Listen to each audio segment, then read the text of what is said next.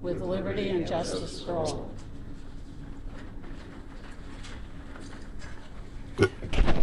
Okay, in accordance with the Open Public Meetings Act, it is hereby announced and shall be entered into the minutes of this meeting that adequate notice of the meeting has been provided by the following: posted on the bulletin board of the office of the Township Clerk, posted on the bulletin boards within the municipal complex, printed in the Home News Tribune and Cranberry Press on December 27, 2024, and posted on the Monroe Township website, and sent to those individuals who have requested personal notice. Laura, please do the roll call. Mr. Rothman? Here. Ms. Brodsky? Here. Mr. Manesh Patel?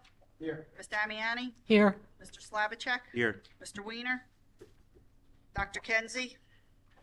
Councilwoman Cohen? Here. Mayor's Representative, Mr. Patel? Here. Chairman Gaffrey? Here. Okay, Laura circulated the minutes, I believe, this morning. And if you've all had a chance to read it, is there a motion to accept the minutes? I'll make a motion to accept. Second it. Okay, any discussion? Okay, all in favor? Aye. Opposed? Abstain?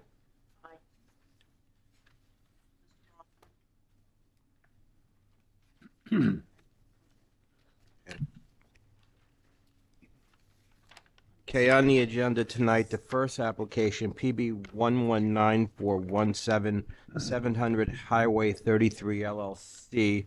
That has been adjourned to May 27, 2025, and there will be notice provided for that application. Then the remaining application tonight is PB 1264-24, Menlo Route 33 Associates, Roman numeral 2, LLC. Mr. Smith? Mr. Chairman, Bob Smith. I'm a licensed attorney in the state of New Jersey, and I am here tonight representing the applicant, which you've identified as Menlo Route 33 Associates, LLC. The property that's before you tonight is two lots on Route 33. The common address is 853 Route 33.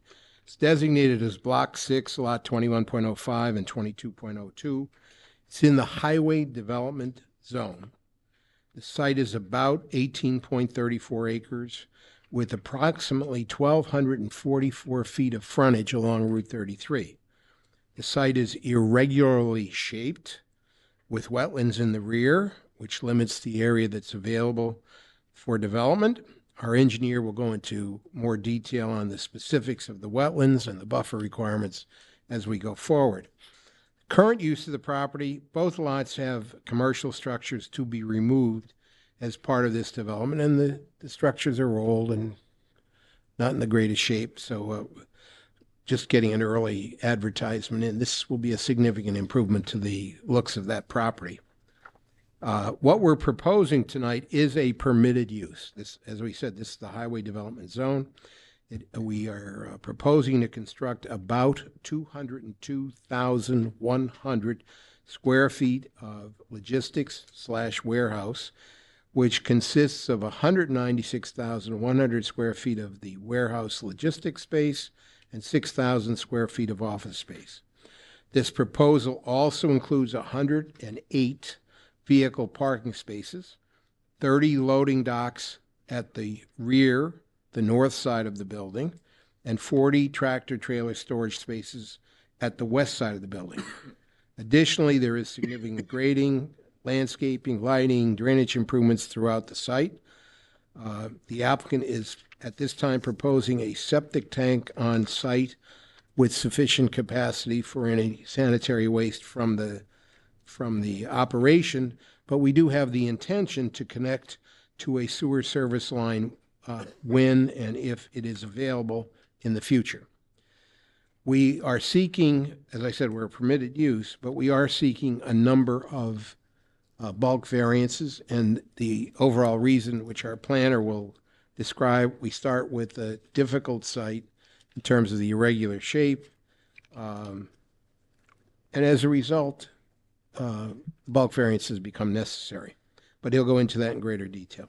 So what are the bulk variances? First, a minimum buffer width Mr. Smith, I on the understand right-of-way. you're seeking both a preliminary and a final tonight. That is correct, Chairman.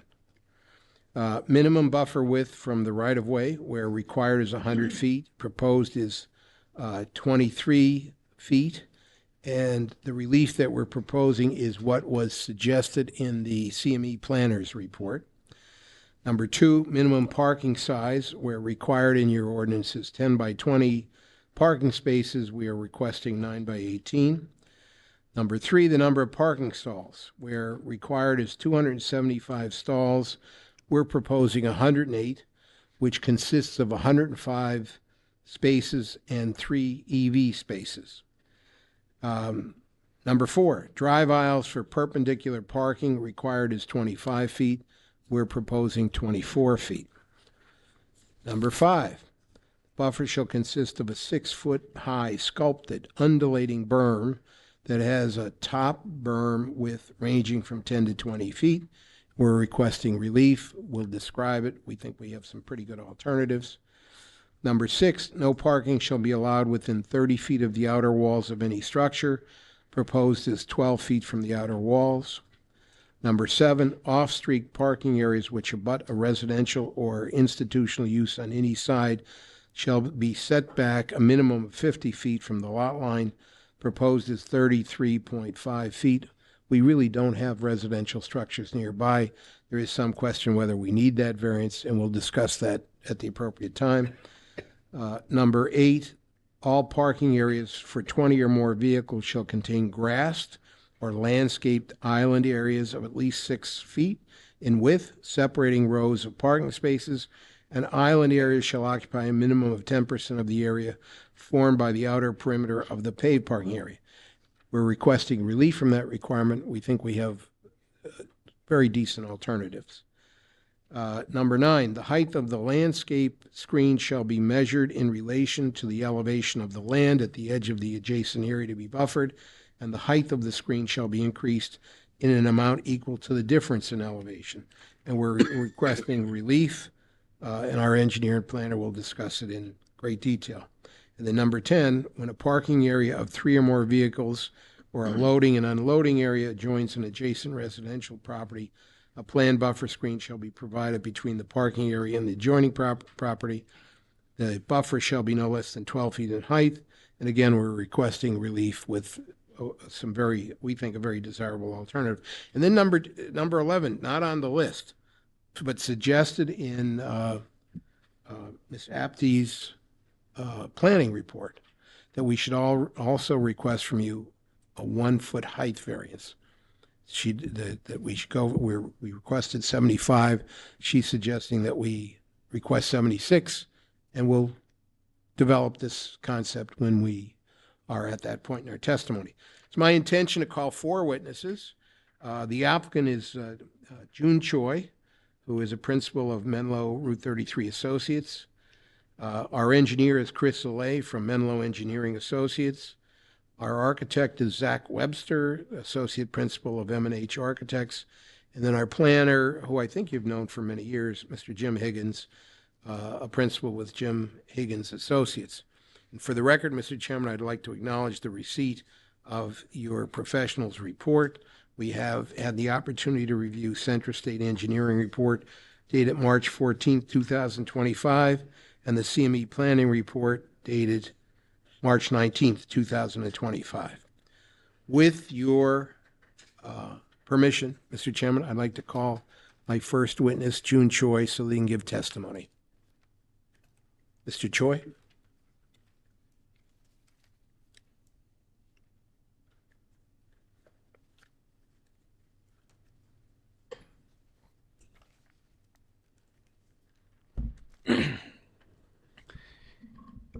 If I could just have you raise your right hand. Do you swear? Here we go. Do you swear the testimony you're going to provide is the truth, the whole truth, and nothing but the truth? Yes, I do. Perfect. If you could state your name, spell your last name, and give us your address for the record, please. Sure. My name is June Choi. Last name is spelled C-H-O-I. Our corporate address is at P.O. Box 326, Short Hills, New Jersey.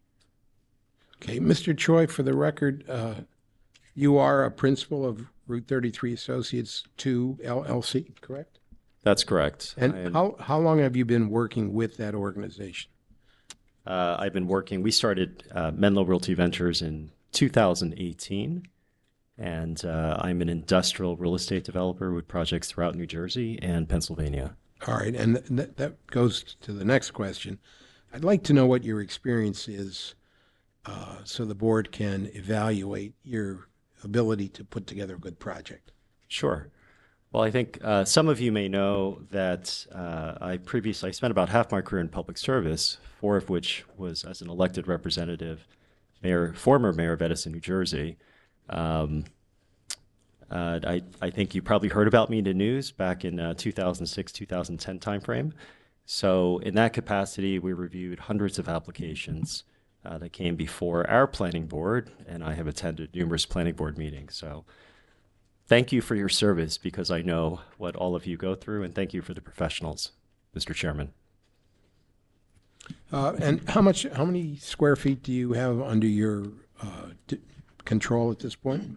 Well, we have in the pipeline 5 separate projects totaling roughly 1.5 million square feet. All of them are in New Jersey except for 1. Okay. And would it be fair to say that you are community-minded developers? The community interest is primary when we consider a project. Menlo is inspired by Menlo Park, a la Thomas Alva Edison, spirit of innovation. And every time we come to a new community, we like to sit down with the professionals. So even before we applied, I think many of the professionals here know, Laura knows, we requested a pre-application meeting so we can understand your community interests first before we submitted an application. And why Monroe? Oh, it's a beautiful community. Why not Monroe? I think response. Route 33, the Exit 8 corridor is going to be a growing area for economic development. The New Jersey, New York port, of course, drives a lot of the work that we do. It is a major logistical center, the largest port on the East Coast. Savannah, Georgia is catching up rapidly, I might add, so I think we do face some real competition. But Monroe, we've always respected and appreciated not only as a great quality of life, wonderful public school system, but also you seek the balance between economic development and doing what's right for the community and the quality of life. And would you describe our intended use for this property in your own words? The intended use is to choose a location on the major corridor, so that's Route 33. Our intention is not to interfere or create congestion in any other part of Monroe Township, but to really focus on the location of this building out to the Turnpike Exit 8 corridor. It is a strong market. It will continue to be a strong market, and I think it's a great location for a long-term investment. We are not short-term investors. We look to make investments for decades, not 6 months or 3 years. We have no intention of flipping this. We want to be part of this community. And in that spirit, I also like to introduce my partner, John Drum. John runs one of the largest steel companies here in the state of New Jersey. And he's also an iron worker. We like to set roots. Interestingly, John and I both grew up in Middlesex County. John grew up in South River. I grew up in Edison and later served as mayor. So we're making a long-term investment in Middlesex County.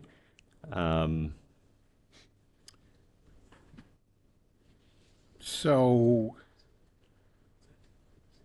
maybe the last question, do we have a tenant?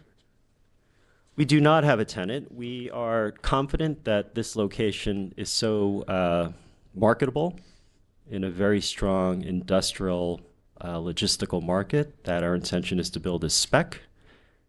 Generally speaking, we like spec buildings because we only choose good locations, and we think that we will have strong interest once the building is mostly completed, when we put it out on the market. Our intent also is to choose a tenant that's, again, long-term, most likely Fortune 1000, strong credit worthiness, strong financials. Those are the types of tenants that we like to choose. Great. Anything else that we may have missed that you want to say? John, you want to say something? No, I'm good. No? John also has a daughter who teaches in the Monroe public school system. She's a math teacher at your high school. Terrific. So we are local guys, and we're not out-of-staters looking to flip a property quickly and move on.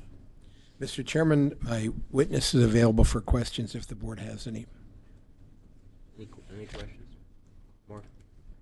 Anybody from the board? I'm good. All right, thank you. Then I'd ask that our engineer, Chris Soleil, be called so that he can be sworn and give testimony. Thank you, Mr. Chairman. Thank you.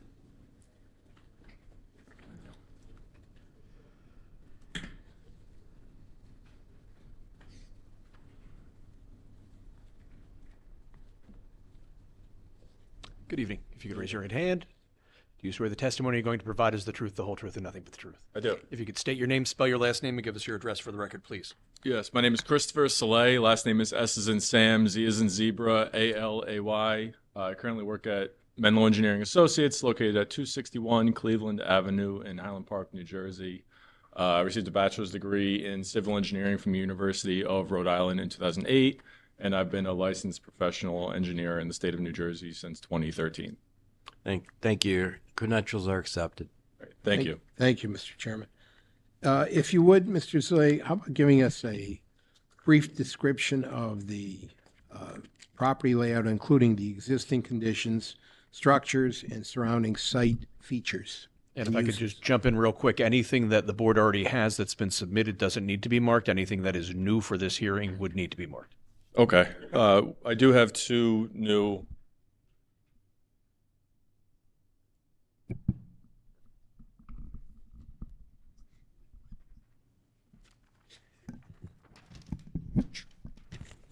Switch to this one. I do have two new exhibits that we will be introducing this evening. Would you mark them A1 and A2 in tonight's date? Yes, so the first exhibit is entitled Monroe Route 33 Existing Conditions Exhibit, dated March 27th, 2025, prepared by my office, Menlo Engineering. We'll mark this as A1. And this exhibit is an aerial exhibit, aerial image background depicting the existing conditions of the site and the property boundary, highlighted to orient the board with the property. And the second exhibit, which I will mark as A2,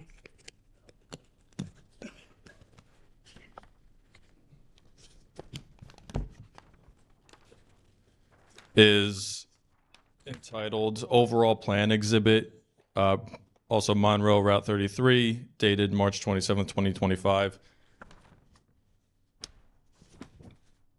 This exhibit is a colorized rendering of the submitted overall plan over that same aerial background with the zone table, landscaping shown, and the proposed improvements colorized into a rendering.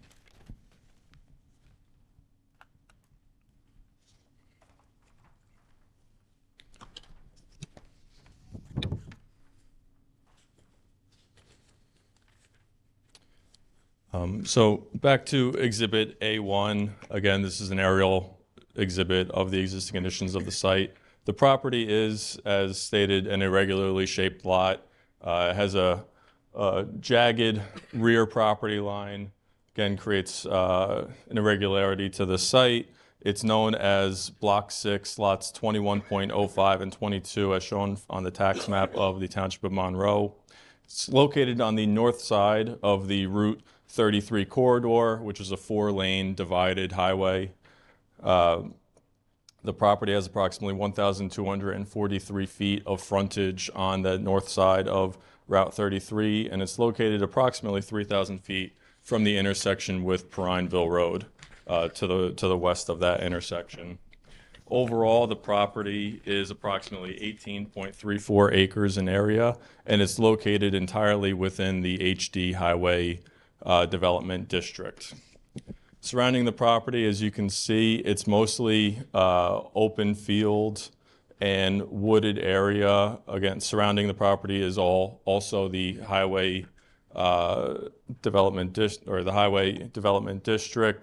That's to the west, north, and east of the property. There is some commercial properties to the east. There's the DeFalco Towing Company, and there was a residential property to the lot immediately to the east of the site, which my understanding has since been demoed and is no longer occupied. And then across the Route 33 corridor to the south, again, you can see it's undeveloped. It's mostly cleared fields and wooded areas. The subject property is currently partially developed. Two former commercial properties and businesses existed. It was about 5 acres of existing disturbance with compacted dirt, gravel, multiple buildings that used to be used for businesses and stored vehicles. The site was separated into 2 lots, which will be consolidated as part of this application. Access to the 2 businesses were separate, so there were 4 to 5 access points along Route 33, along the frontage of this property. There's a significant grade change from the front of the property to the rear of the property, 25 feet. So it gives this property, in addition to the irregular shape, the environmental constraints of the property, which consist of wetlands that run along the rear property line, almost parallel with the rear property line. Again, another difficult feature of this property to develop into a viable single project. Again, the site's encumbered with the wetlands along the rear property line, approximately 100 to 200 feet off that rear property line. The wetlands vary, and there's an additional isolated pocket of wetlands near the middle of the site. All of the wetlands also include 50-foot wetland buffer. So this application will have some DEP requirements and permits that will be applied for. Off the rear of the property, you'll see there's a slight environmental feature. It's a tributary, an unnamed tributary to the Millstone River. So there is a flood hazard area associated with that runs off the rear of the property. With the new regulations, the new 2023 flood hazard regulations, the fluvial flood elevation does actually encroach onto the property now, which it didn't prior to 2023. So again, this site has DEP features that we'll be applying for the appropriate permits. So moving back to Exhibit A2.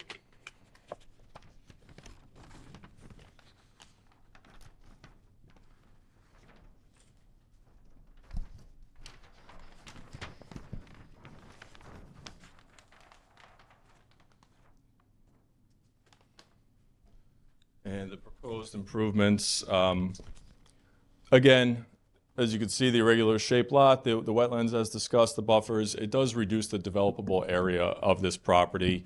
If you look actually from the furthest point to the north from the front property line, the development is closer to more like the front 50%, 60% of the property if you're going from the furthest point back on the site.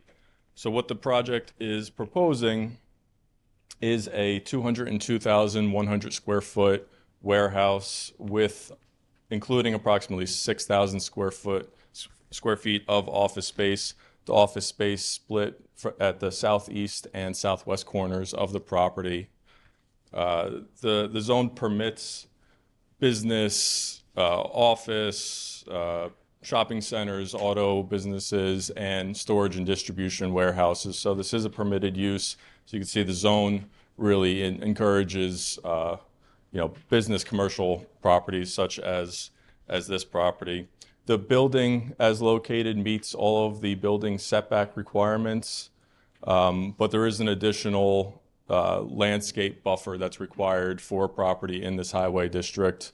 With a 100-foot landscape buffer. So that actually exceeds the building setback requirements. So this building is set back over 100 feet at the middle of the building, approximately 109.9 feet, and then about 96.27 at its closest point to that front property line. So we're providing a substantial buffer On average, it is about that 100-foot buffer, but we don't meet that entire 100-foot landscape buffer along the front.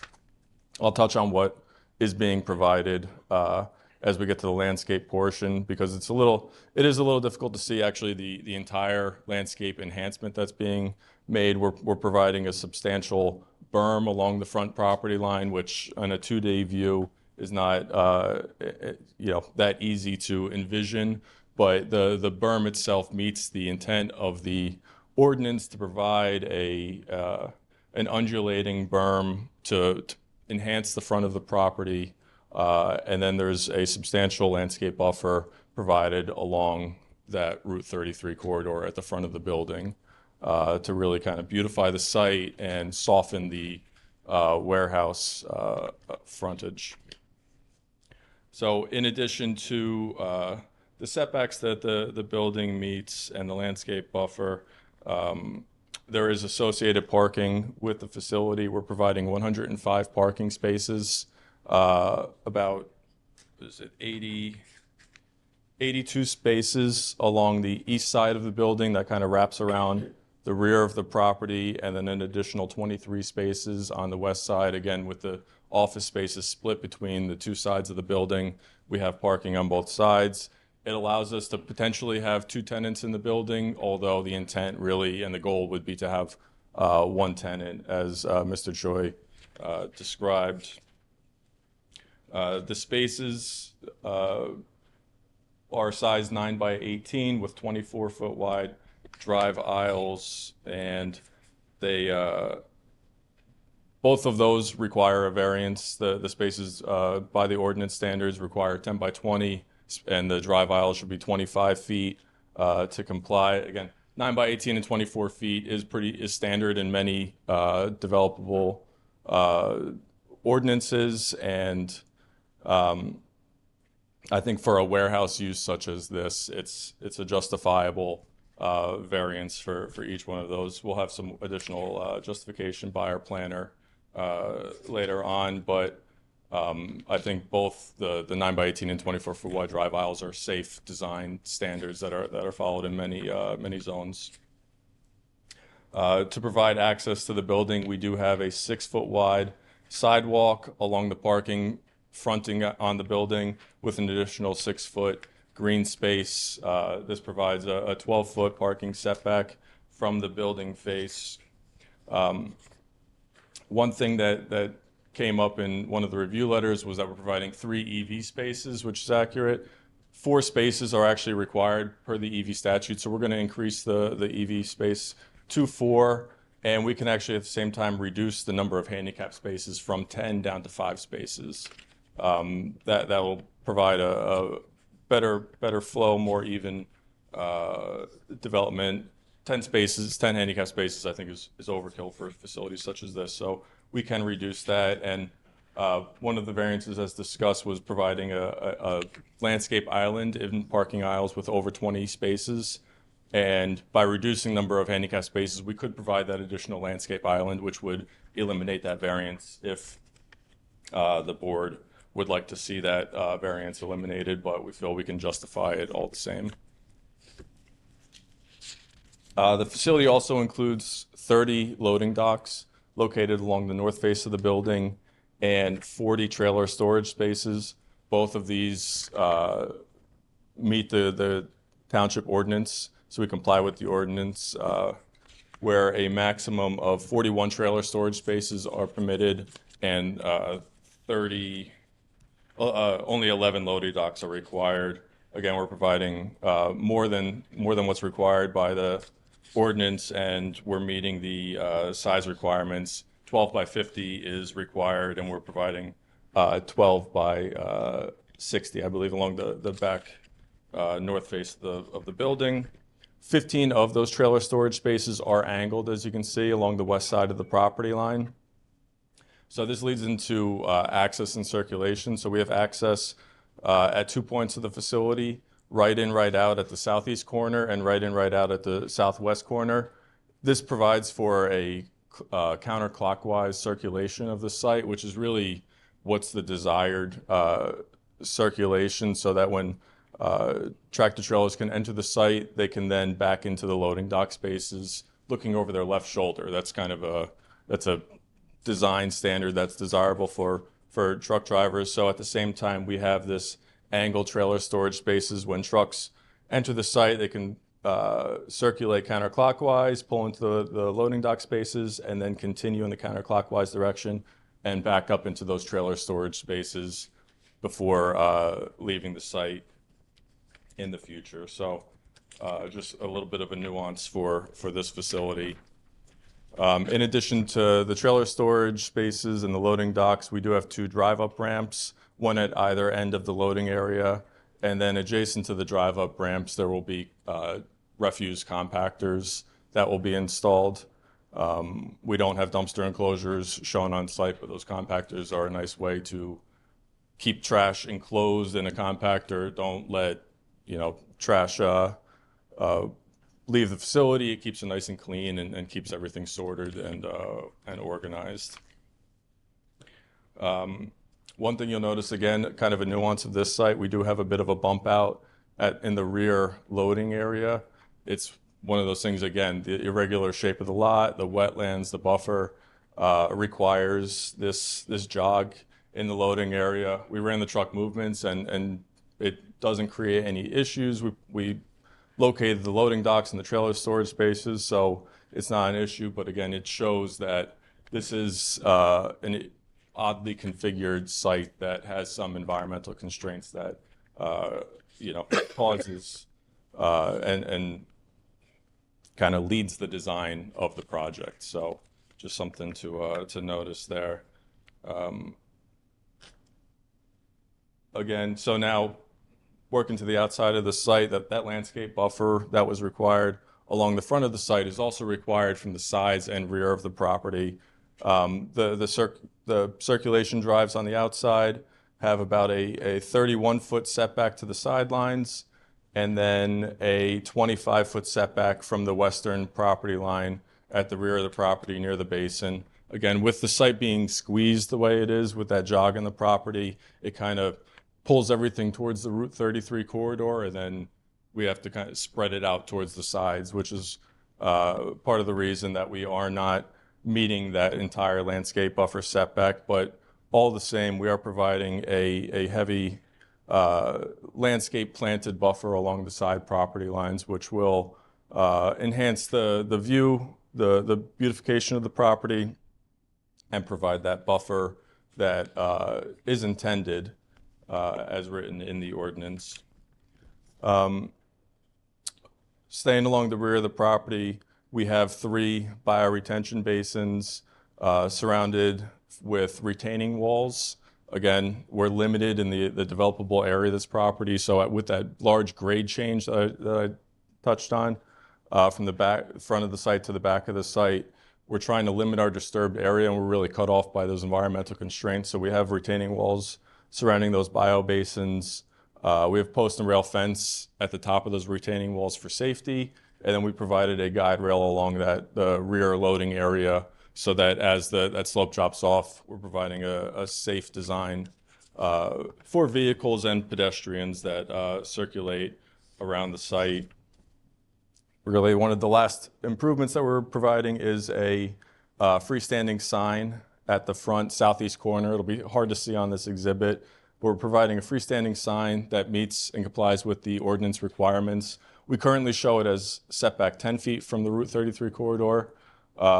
It's required to be 20 feet, and we don't have an objection to moving that sign back an additional 10 feet to comply with the ordinance.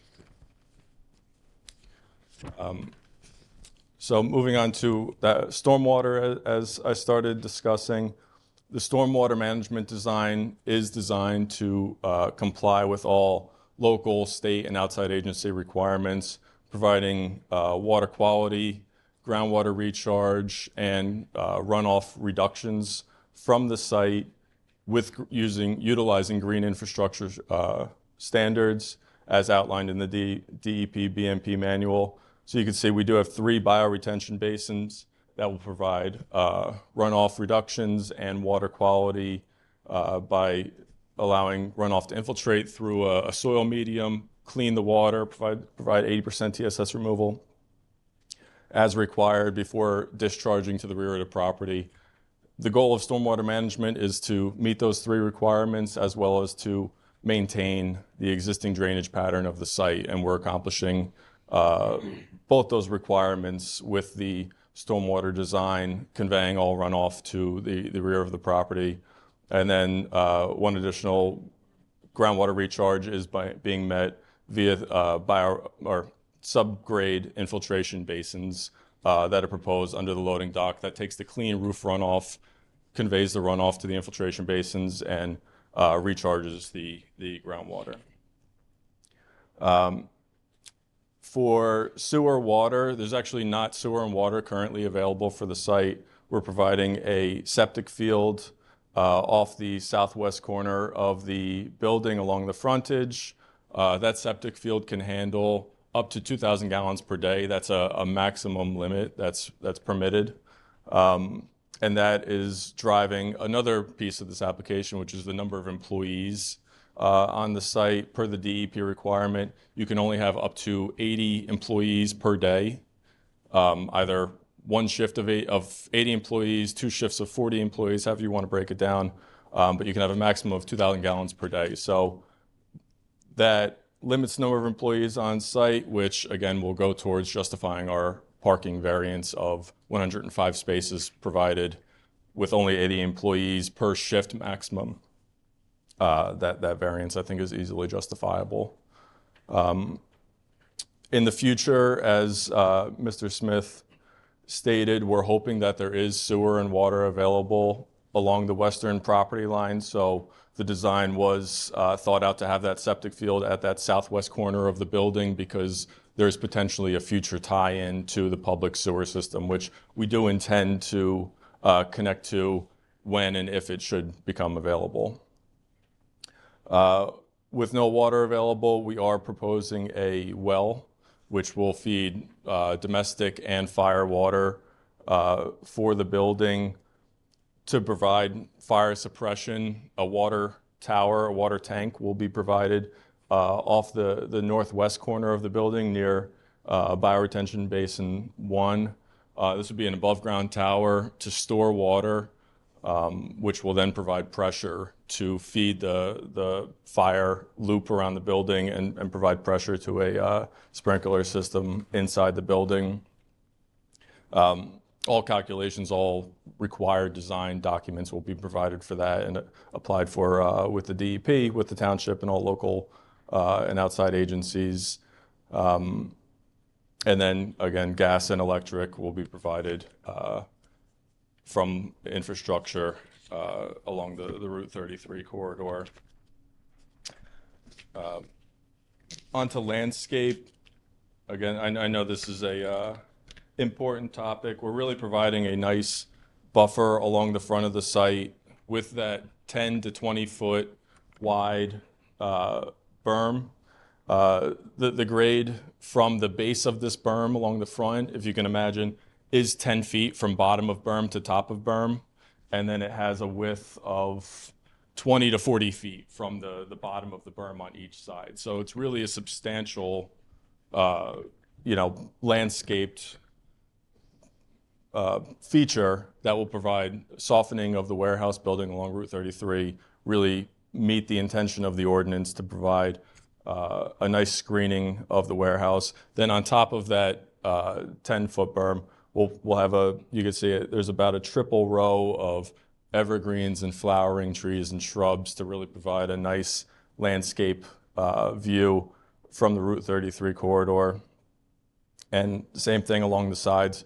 Again, we don't have the space to provide that undulating berm like we do along the front of the site, but we do provide multiple row of flowering trees and evergreens and deciduous trees to provide a nice landscape along the perimeter of the site.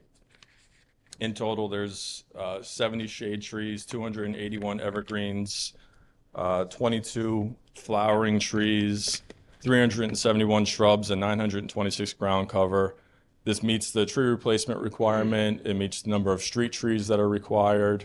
And that actually doesn't include any plantings that will be in the bioretention basins. And then lastly, really, it's the lighting, which has been designed to be safe and adequate, utilizing LED fixtures. There'll be 17 pole-mounted LED fixtures mounted at 20 feet high, and an additional 11 wall-mounted fixtures at 25 feet high. Again, LED, low maintenance, energy efficient fixtures to have a green friendly design and to not interfere with surrounding properties. We really don't have light spillage. There's an average of 1 foot candle throughout the site and a minimum of 0.3 foot candles along the perimeter of the drive aisles. So it's not, a big, highly lit warehouse that'll interfere with the surrounding areas. It's designed to be safe and adequate, but no more, no less. And just going back to the green design, one thing I didn't touch on is that the building will be structurally designed to handle solar panels on top of the building. Our architect will get into that more, but I think it's important to our applicant to provide a green-friendly site, again, beautified with a lot of landscaping and then capable of handling solar on the roof. Do we have an application into Jersey Central Power and Light on that?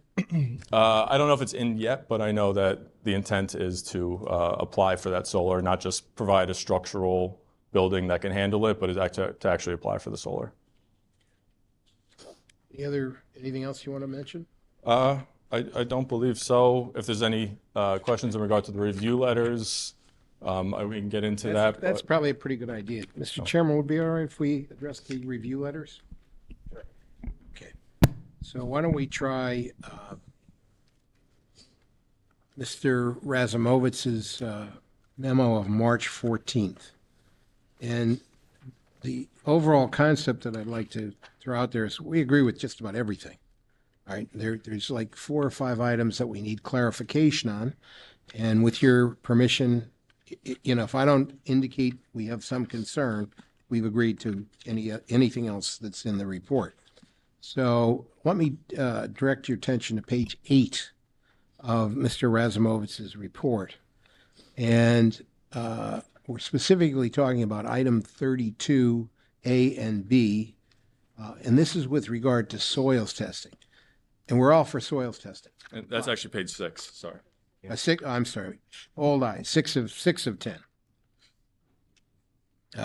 Yeah, so there is a couple comments regarding soil testing, and like the other comments in the report, we agree to comply.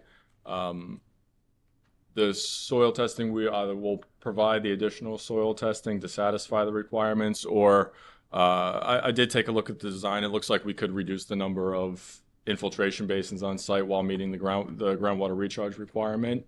And if we can reduce the infiltration basin and kind of relocate it, I think we can use the existing soil testing to actually satisfy the requirement. But again, that's kind of more on the technical side. So we're happy to work with your office to satisfy those comments. We'd like to work with, the request is to work with Mr. Razumovitz and his staff to see if the reduction in the infiltration basins solves the issue. Under any circumstances, if Mr. Razumovitz wants more tests, we're going to provide them. But we do think there's some flexibility in that. That's acceptable. All right. One more soil item. If you take a look at number 35 on the bottom of page 6, again, there may be some variation in the soils. Would you describe that particular issue? And again, we want to work with the engineer. Yeah, in certain situations, soil groups are listed as 2 different soil groups, AD, which are opposite soil groups, but it could be either one, and it really is determined by the geotech engineer when they go out and they do the soil testing. And if the soils can have 2 different soil groups, they will test and then determine on the site-specific soil results will determine what soil group it is. So we'll reach out to the geotech engineer, either have them provide the additional tests that are required or provide an additional statement in their geotech report clarifying the soil groups. That's fine. Almost lastly, if you take a look at page 8 of 10, the comments D1, D3, and D6 are best addressed by the traffic expert. So I'd like to hold those 3 items for the traffic expert, Mr. Cannell.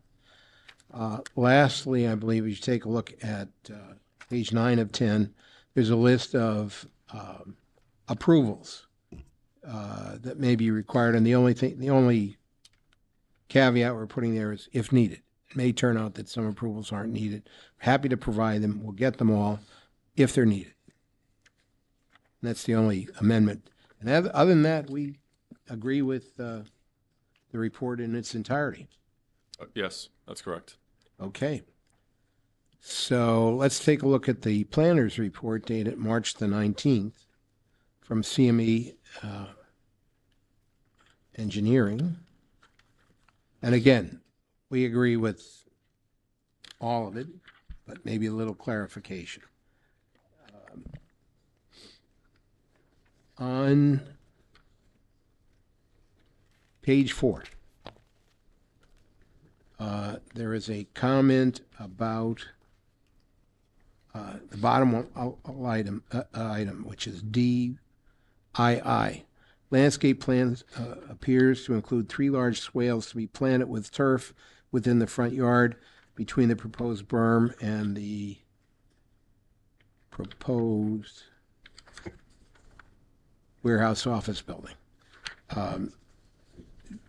You had a comment on that, Yeah, Mr. Zolay? you know, when I originally was looking at the design, I didn't necessarily consider that to be a berm, but more of a low point that just happens to kind of be configured in more of an oval, like long oval shape. But we don't have an issue working with your office, provide more, as you stated, moisture-loving plants to kind of soak up some of that, runoff that's leading to those inlets. If we need to provide stone to reduce erosion kind of around the inlets at the low points, we're happy to do that as well. So again, we don't have any issue with the statements, and we're happy to work with your office to satisfy your comments. I direct your attention to page 5, under parking, E-parking. It says the table below indicates the calculated requirements for parking based on section 108-9.1.g sub 18. The LDO provides 2 options shown for warehousing. The required parking is highest of the 2 calculations. Only floor area information has been provided in the submitted materials. Applicant shall clarify the potential number of employees if this information is available. Applicant must also justify the variance by showing how the parking provided is suitable for the warehouse operation. Yes, so the 2 different calculations are either per employees, which is 1 space per 2 employees, or based on square footage, which is 1 space per 800 square feet of warehouse and 1 space per 600 square feet of office space. Given that we had an idea that we would only have a maximum of 80 employees, the breakdown of per office or per square footage was the greater of the 2. So 275 spaces are required per that breakdown, and we're providing 105. So we're requiring a variance, but a justifiable 105 with the credit for 3. And then with the credit for actually what we're going to provide is 4 EV spaces. So we'll have, 108, 109 spaces. Okay. Direct your attention to page 6, the very bottom comment V. It says, no parking shall be allowed within 30 feet of outer walls of any structure in order to provide adequate access to all buildings in case of fire or other emergency. Parking spaces are proposed at under 30 feet from the building. Variance is required. Applicant should provide testimony as to how intent of this requirement, that is, emergency vehicle access to the building, shall be met even though strict adherence to this requirement is not proposed. Right, and I'll leave some of the justification for the planner, but essentially what we're providing is very standard along warehouses where you have the 6 foot of sidewalk, the 6 foot of open space that provides room for firefighting, but also it's not typical that a fire truck is going to want to pull up right next to the building and utilize that 30 feet of space right next to potentially a fall zone of where the building could collapse. So we're happy to work with the fire official if they have any concerns and address those concerns. I direct your attention to page 7. At the top, it's listed as VI. Section 108-9.1.c.sub 1. The driveway width at the curb line shall be between 15 and 35 feet. The proposed driveway widths of the access drives are between 60.87 and 68.75 feet. A variance is required. Yeah, and I think given this use being a warehouse and having larger tractor trailers maneuvering the site, that driveway opening is really required due to the size of the vehicles. that Right, will and, be and entering the we site. did not identify that. That was identified by Yeah, your that's- planner who doesn't miss anything. And we believe that it should be required, and we're formally requesting it. In our notice, we indicated that any variances, which in the opinion of the board may be needed, so we think we're properly noticed on that, but we would ask that that variance be included in our request to the board tonight. Take a look at monument signs, down, second from the bottom. It says, no sign should be located closer than 20 feet to any lot line. Proposed sign is 10 feet from the lot line. This does not comply. Right, that's A what we response to agreed that? to. We agreed to move the sign to 20 feet. So we will not be requesting a variance on that. We will conform to the ordinance at the 20 feet distance. All right. So direct your attention to page 8. There's a comment about design requirements. I'd ask that you wait for our architect to come forward so he can answer that. J asks for a clarification, which is vehicle storage is limited to tractor trailers, and we can say for a fact, We will comply with that. right, it's only tractor trailers. In K, under refuse and recycling, a written refuse and recycling narrative statement should be provided by the applicant detailing what solid waste will be disposed of from the warehouse building and what will be recycled, the days and timings of trash pickup, and the location of exterior trash receptacles. A refuse storage area is not identified on the plans. This should be clarified. Would you please clarify? That I think I touched on in my testimony that we'll be utilizing compactors that'll be located within the loading area. The compactors will handle any waste inside of the compactor, keep it clean around the site. Any recycling will either be stored within the compactor or baled inside the building. And again, it'll be organized or coordinated with a private hauler, depending on how much waste is actually generated by the future tenant to coordinate how many days it really needs to be picked up. We need direction from the board. Take a look at sidewalks. It says per section 108-12.21A, sidewalks are required within all residential developments. The proposed is not a residential development. The applicant is not proposing any sidewalks along the frontages. This shall be confirmed.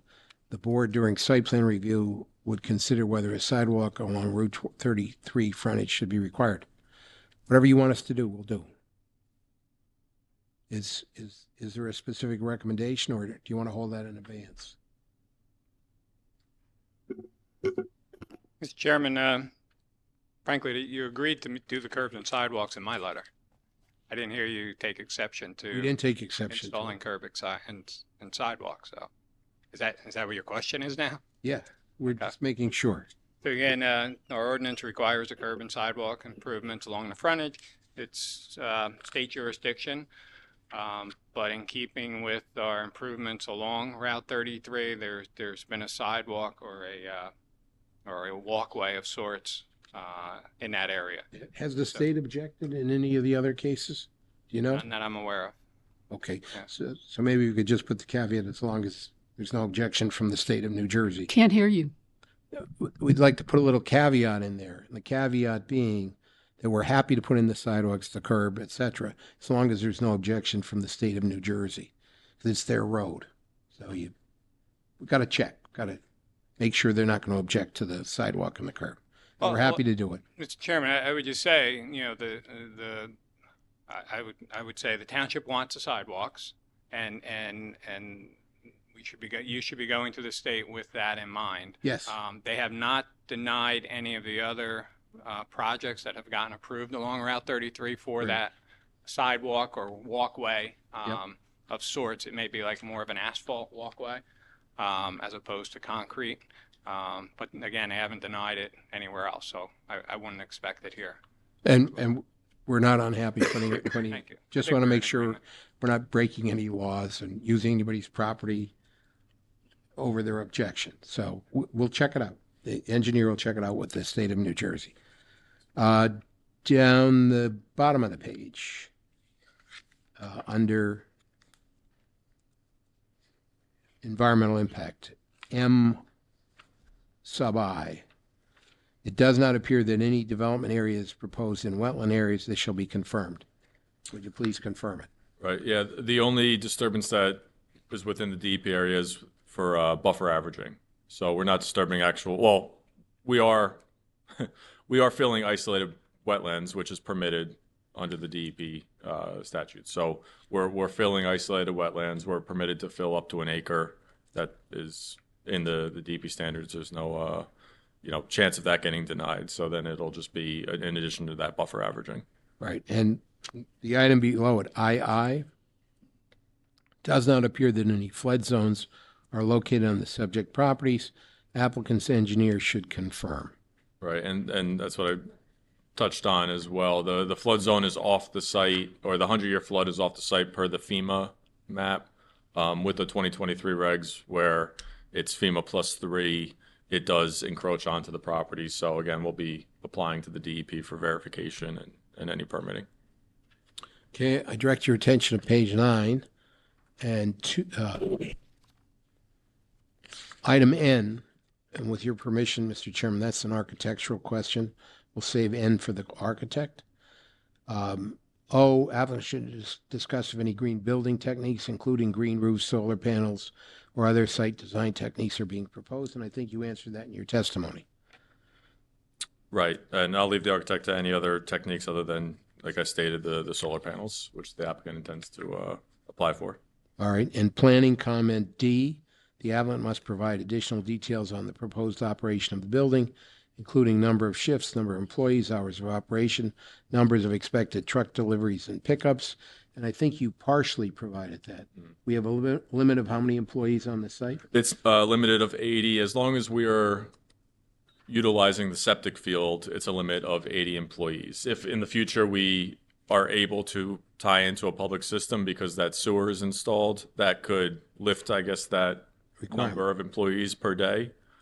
But as long as the septic field is utilized, we can have a maximum of 80. And then again, number of shifts, hours of operation Are unknown are unknown because there's no tenant in we place don't have a at this tenant time. identified at this time. All right? And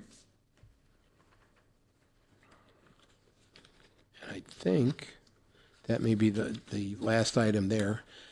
In any case, we're open for comments or questions, not only to the board, but to the professionals. Okay, we'll turn it to the professionals first.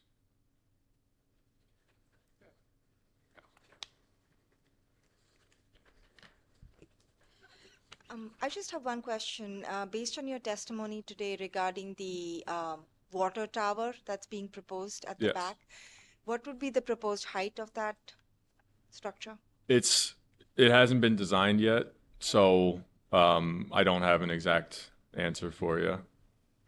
Okay.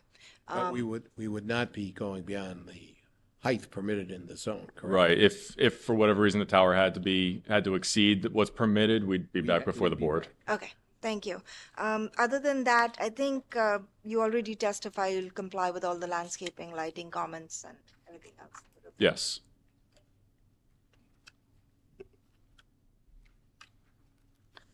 Mr. Chairman, they've agreed to meet the comments in my March 14th, 2025 review letter. I just want to touch on a couple items, with the exception of traffic, which we'll get to when you have your traffic engineer up.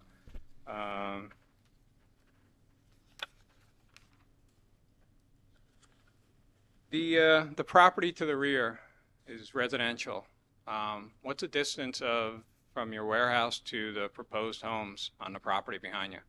Do you have that information? I don't have exactly where those proposed homes are. From the warehouse to the closest jog on site is over 200 feet, and then it's an additional 200 feet to the furthest jog. So we're about 400 feet before we leave our property. I know beyond that there's a flood hazard corridor, so and that's an additional 300 to 400 feet. So I unless those homes are within that flood hazard corridor zone, I think they're probably in excess of 800 to 1,000 feet.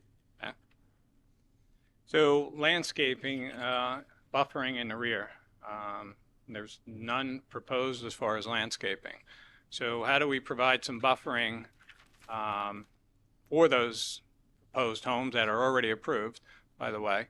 I know you're saying the distance could be 800, could be 1,000 feet, plus or minus.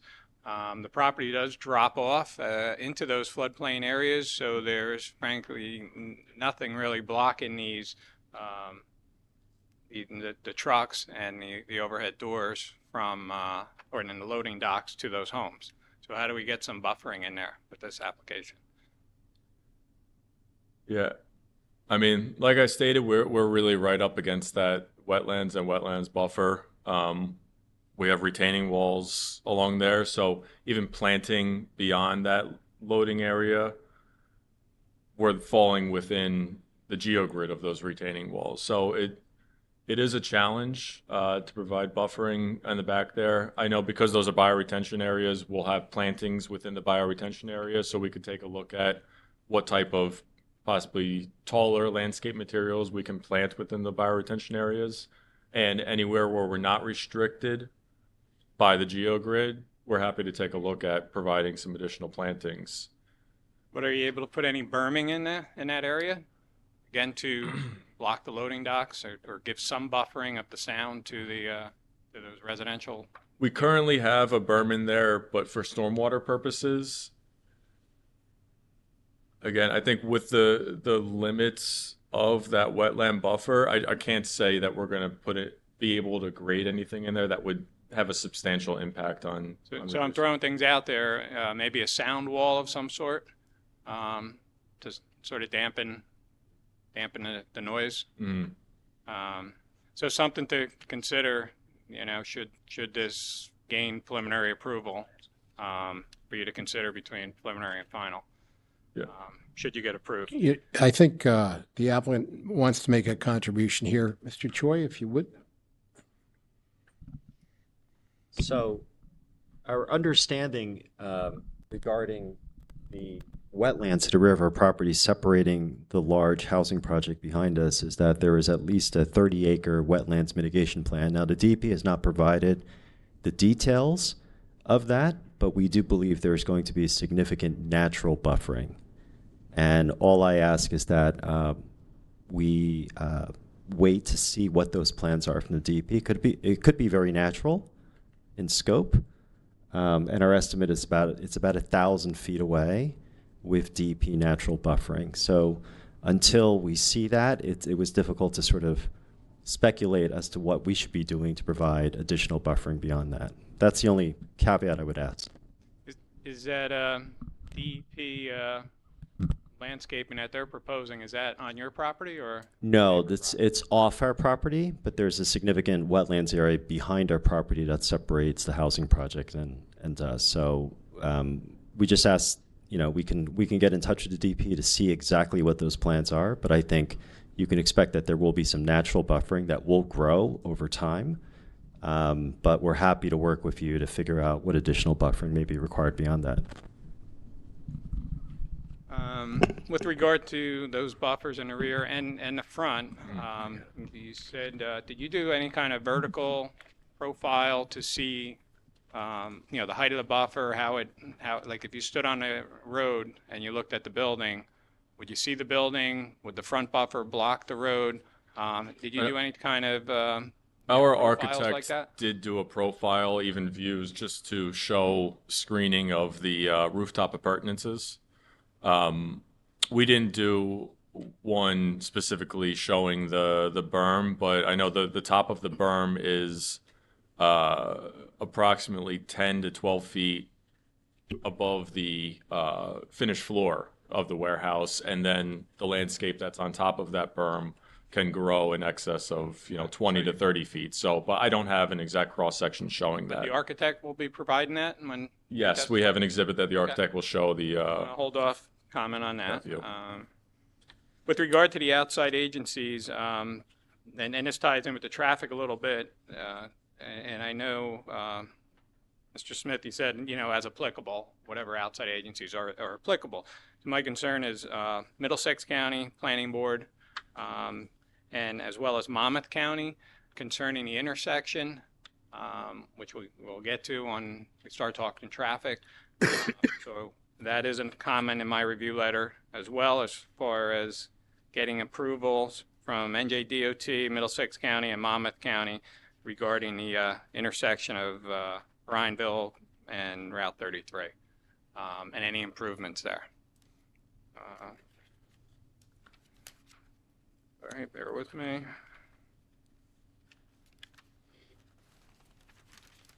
Mr. Chairman, that's all I have at this time. Okay. I'll open up to the board. How close to the residential homes is this? You don't know? To the rear of the property, I stated at minimum 800 to 1,000 feet before we even get to that flood hazard zone, which will not be built in, and then the homes will be beyond that. To the sides?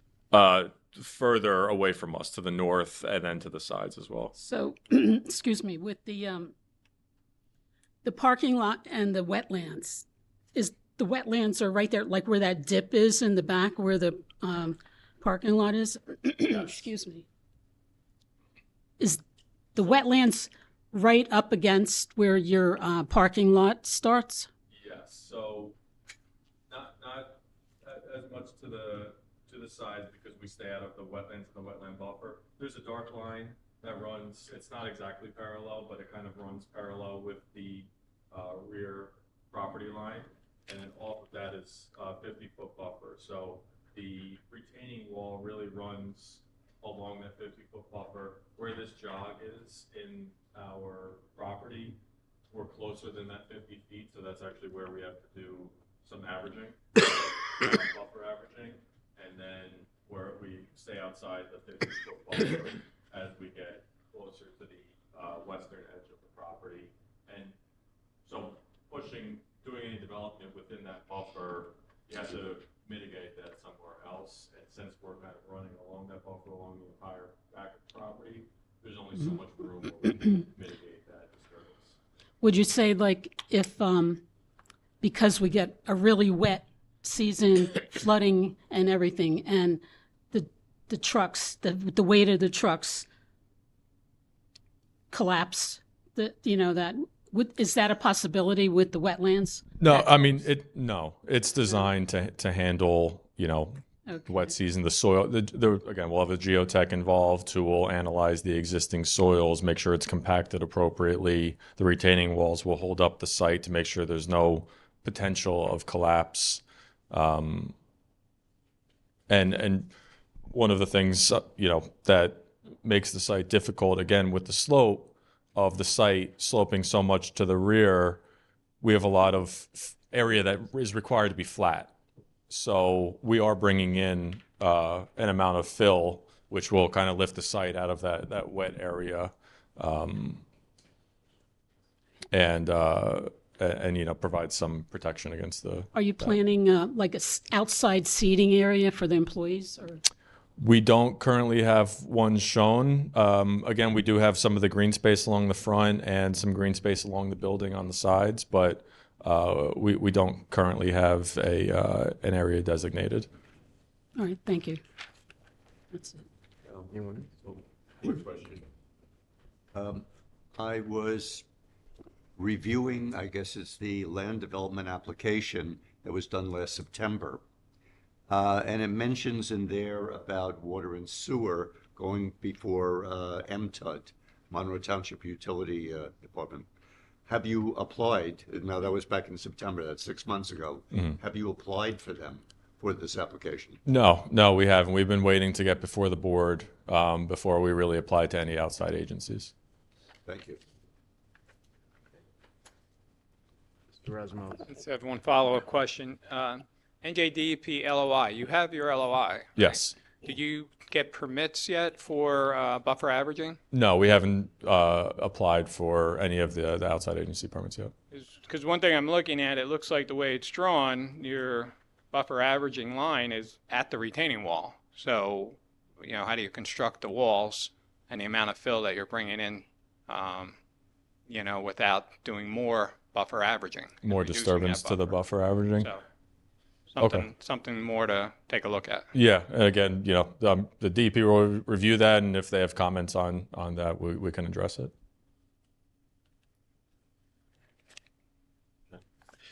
Just one quick question. I know you've indicated that the maximum number of employees you can have presently is 80. Is that the intention of the applicant to limit the number of employees to 80? While with the septic field, yes, but we don't want to. I think we don't want to hold the application in the future if we can tie into the public sewer. Then that But restriction. it seems like the intimation was that the justification for the parking variance is going to be the number of employees. So Well, it we do- seems like if that's going to change in the future, some But it additional could- application to the board should be necessary. One thing we did discuss, we have 105 spaces, so we could justify 105 employees potentially. Also, we could have multiple shifts where it could be 100 employees at the morning shift, 100 employees at the later shift. With the septic field, we can't do that. We can only have a maximum of 80 per day. So that's a couple of reasons why we were hoping. Trying to figure out the number of employees then. Okay, anyone else? Hearing none.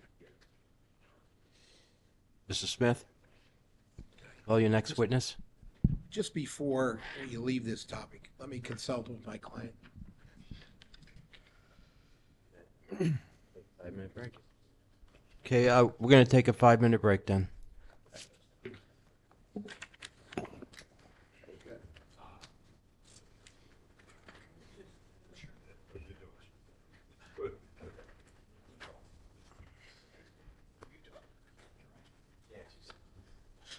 Okay. So how you doing? So far, so good. How's everything with you? That's my Okay.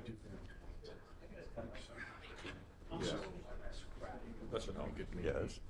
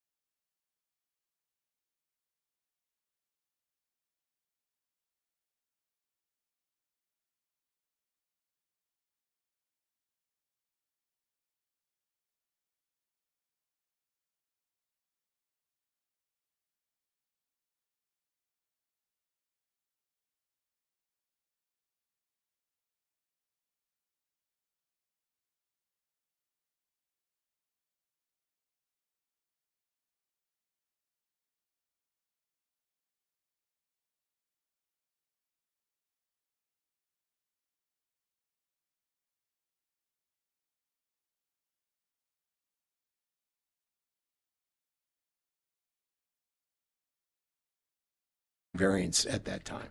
All right, maybe because we are justifying our parking variance with the 80 limitation.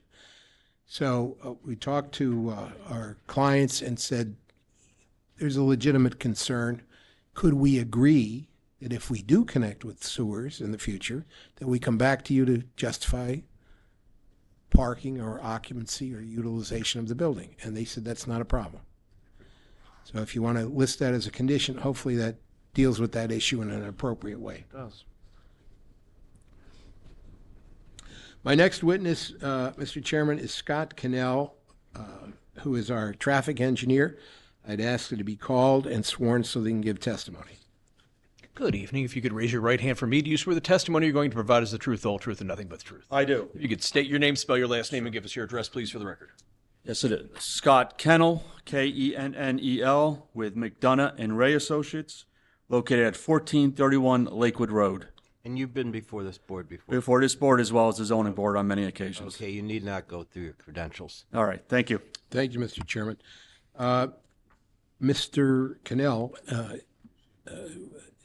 were you commissioned to perform a traffic study of this project? Yes. All right. And if you don't mind, would you tell us the benefits of that traffic report? Sure. Yes, our firm was retained to prepare a traffic study. The traffic study submitted is dated September 11, 2024. And the first phase of our investigation was to inventory existing conditions as far as traffic controls, speed limits, and things of that nature, as well as the conduct of traffic counts. Traffic counts were conducted in June of 2024 for the morning and afternoon peak hours, which were 7 to 9 a.m. and 4 to 6 p.m. The morning peak hour occurred from 7:15 to 8:15, with approximately 1,960 vehicles passing the site in the westbound direction. And then the afternoon peak hour occurs from 4 to 5 p.m., with approximately 1,130 vehicles in the westbound direction along the site frontage. The next phase was to determine how much traffic could be generated by this site, the proposed use, and the Institute of Transportation Engineers trip generation manual was consulted, and it was determined that the development of this size, the use, would generate approximately 50 trips in and out total during the morning peak hour and 52 in the afternoon. In our table 1 of the report, we also break out the number of trucks, and the truck projections are based on data collected by the Institute of Transportation Engineers, and we utilize that where we anticipate during the morning peak hour there'll be 7 trucks and 8 trucks in the afternoon. Once we have established the traffic projections, then it was necessary to analyze the future build year when the development would be completed. And we utilized the design year of 2027, consulted in the New Jersey Department of Transportation traffic growth rates, and determined that a traffic growth of 10% was applicable when considering the build year for this development. The next phase was to analyze how well the driveways will operate. And basically, we took a conservative analysis and based it on a single driveway coming onto Route 33. So again, the results we provide, in my opinion, are conservative, not taking advantage of 2 points of access. But during the morning peak hour, the exiting level of service will be a D level service, or the average delay per vehicle will be 30 seconds. And that's, appropriate when you consider that the peak commuter traffic flow is in the westbound direction. And then in the afternoon, it was determined that the driveway would operate at level service C, or an average vehicle delay of 17 seconds exiting the site, all within acceptable parameters by NJDOT. As Mr. Saleh had testified, this site's been designed to provide 2 driveways, 2 right-in, right-out driveways. It is expected the easterly driveway will be utilized primarily for entry of passenger vehicles, because the majority of the parking is located on the east side of the building, as well as the truck traffic because of the, as he discussed, the way with the loading docks on the north side, the typical pattern would be a counterclockwise, so they would enter in the easterly driveway, and the trucks would primarily exit out of the westerly driveway. As far as passenger vehicles, we'd expect the majority of the passenger vehicles to exit the easterly driveway, again, given the location of the majority of the parking for passenger vehicles. There was testimony as far as the number of parking spaces proposed. In my opinion, based on my experience in doing dozens and dozens of these types of facilities, the 108 parking spaces are more than adequate. They're also consistent with the Institute of Transportation Engineers parking generation manual as far as the supply. Again, my experience is a building of this size may have anywhere from 30 to 40 employees on a shift. And as it relates to some of the other design waivers on the parking stall size, the 9x18, in my opinion, are appropriate. These are low turnover parking spaces. It's not a shopping center where we have high turnover. As well as in my opinion, the 24-foot wide parking aisle widths are appropriate. All the main aisles are 30 feet, but in the internal parking areas for the passenger vehicles, the 24-foot two-way aisles are appropriate and consistent with other design standards. So in summary, the access to this site, I meant to mention before, we have excellent sight lines exiting the site. We meet and exceed the recommended site distance standards. So the site driveways, in my opinion, will operate safely and efficiently. The on-site circulation has been properly designed to provide positive on-site circulation. And the other thing I meant to mention is as far as New Jersey Department of Transportation, given the type of use and the size, this qualifies as a minor access permit. And should the board vote favorably on this application, then we will proceed to file for that application to deal with NJDOT. That concludes my testimony. Well, not yet. Well, my direct.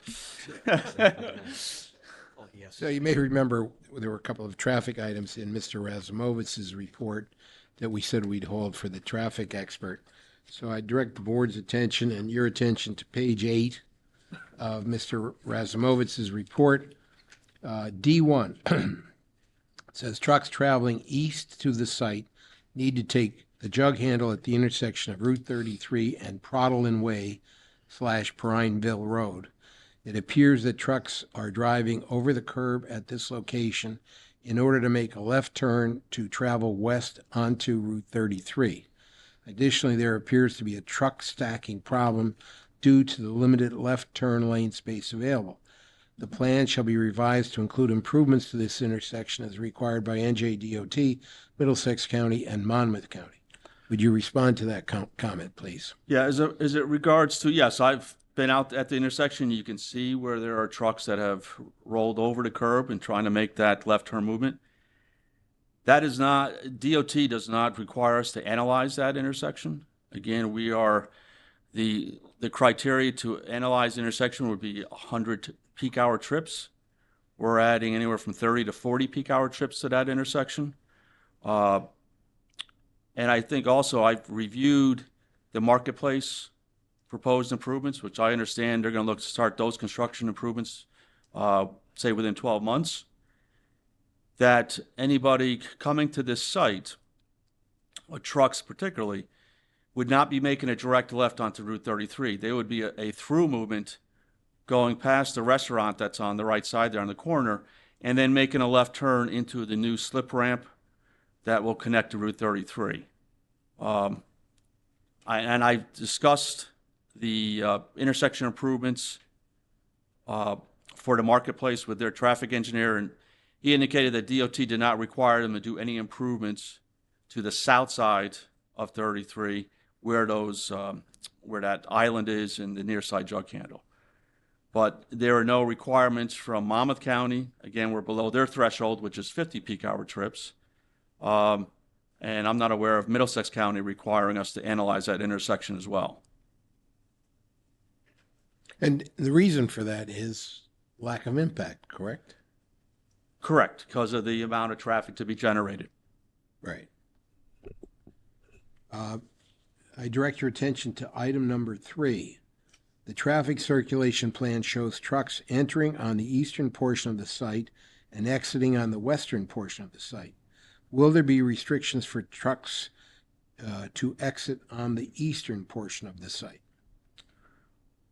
I don't expect that to be the case. I mean, the site has been designed where it can accommodate if trucks so choose to exit the easterly driveway, but it's expected that a majority of trucks will exit out onto the westerly driveway. Okay. And item 6, the traffic study indicates trucks will mainly use the western ingress-egress of the site, where the vehicle circulation plan demonstrates trucks on the eastern portion of the site.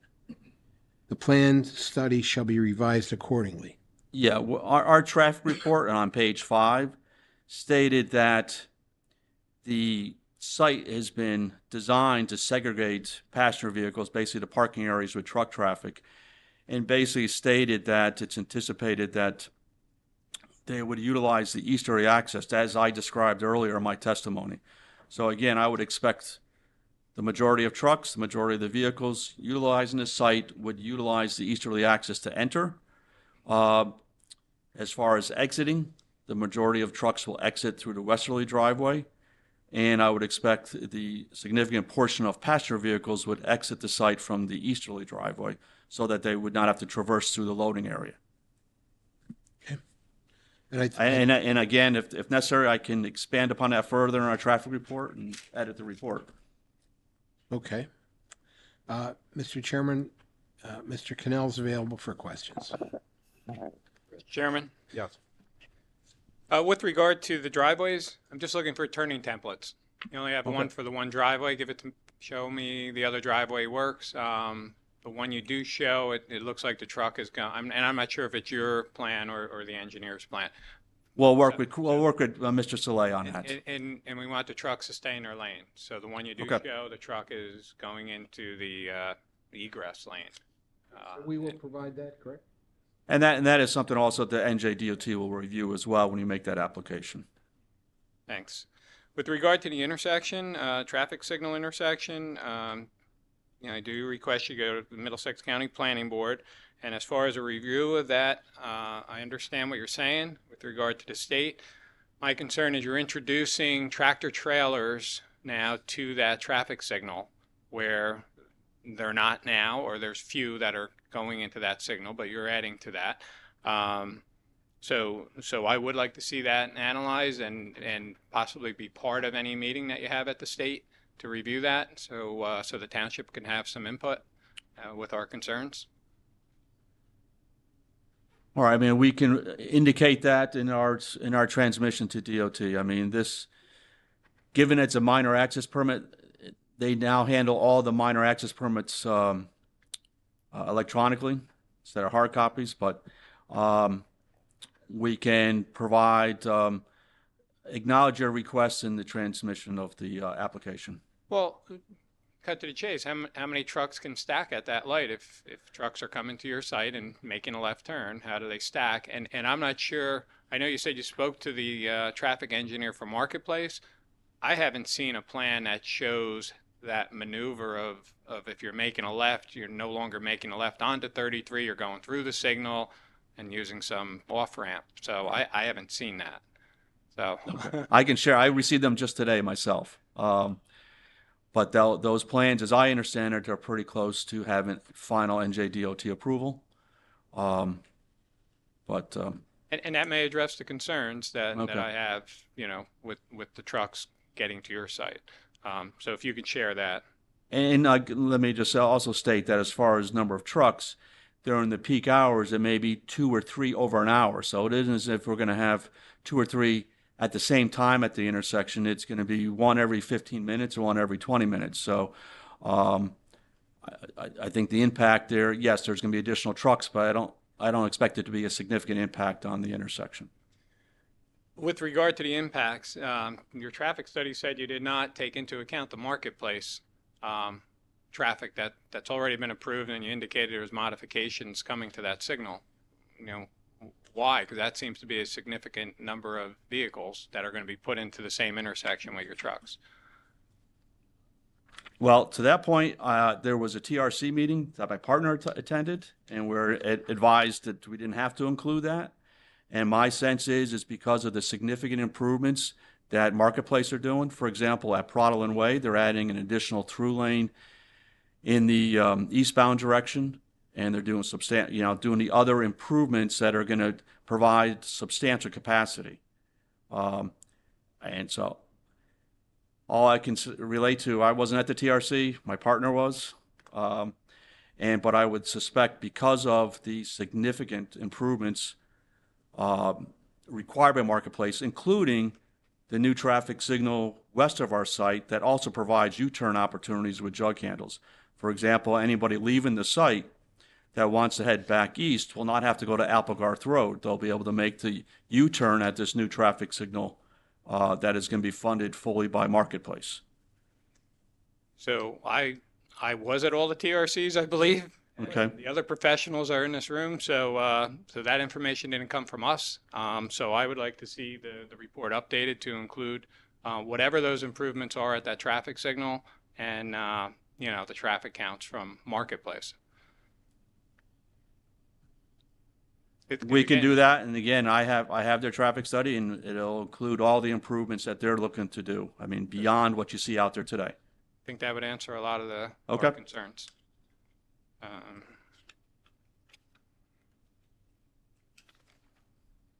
And Mr. Chairman, that's all I have.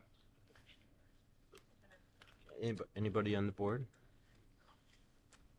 Quick question. If there's no tenant, you don't know about any tenant, how do you know how many trucks are going to be coming in? What, how are you determining how many trucks at that light at the traffic? Well, again, it's consistent with data that is published by the Institute of Transportation Engineers. And my office has conducted extensive research at other large warehouse developments in Middlesex County. And that data indicates that they're consistent with what's recommended by ITE and also recommended by the New Jersey Department of Transportation. So in my opinion, I'm comfortable with the fact of what our projections are based on what NJDOT accepts, as well as the research conducted by my firm over the last 5 to 6 years in Middlesex County. Okay, thank you. You're welcome. So the traffic study you did, it was in June last year? June, when schools were in session, yes. Okay. June 6th, I'll give you the exact dates. It was Thursday, June 6th, we did the afternoon, and then Tuesday, June 11th, and as I understand it, schools were open until June 14th. Okay. Anybody else? Hearing none, then Ms. Smith. Mr. Chairman, I'd like to call Zachary Webster, our Thank you. architect, to be sworn so he can give testimony. Mr. Webster. Good evening. Do you swear the testimony you're going to provide is the truth, the whole truth, and nothing but the truth? Yes. If you could state your name, spell your last name, and give us your address for the record, Sure. please. It's Zach Wester, and I'm with M+H Architects. Our address is 12747 Olive Boulevard, St. Louis, Missouri. Okay, Mr. Webster, have you ever been accepted by this board as an architect? Not in front of this board, but All I right. have in other. Well, we're going to ask you to do the short version of your credentials, please. So I have a Master's of Architecture from Kansas State University. I'm a licensed architect in the state of New Jersey in good standing, and I've personally been involved in about 12 to 15 million square feet of projects similar to this in the state of New Jersey, and about another probably 25 million square feet nationally. So, Thank you. Accepted. Thank you, Mr. Chairman. Would you, the easy question I give to the architects, what is it going to look like? absolutely. So I have 2 exhibits. We're up to I have 8-3, I believe. 2 exhibits, and I'll need to mark both of them. Or, I'm sorry, I'll need to mark the second one. The first one is a rendering which should have been included in the submitted material. And the second one is a sightline study.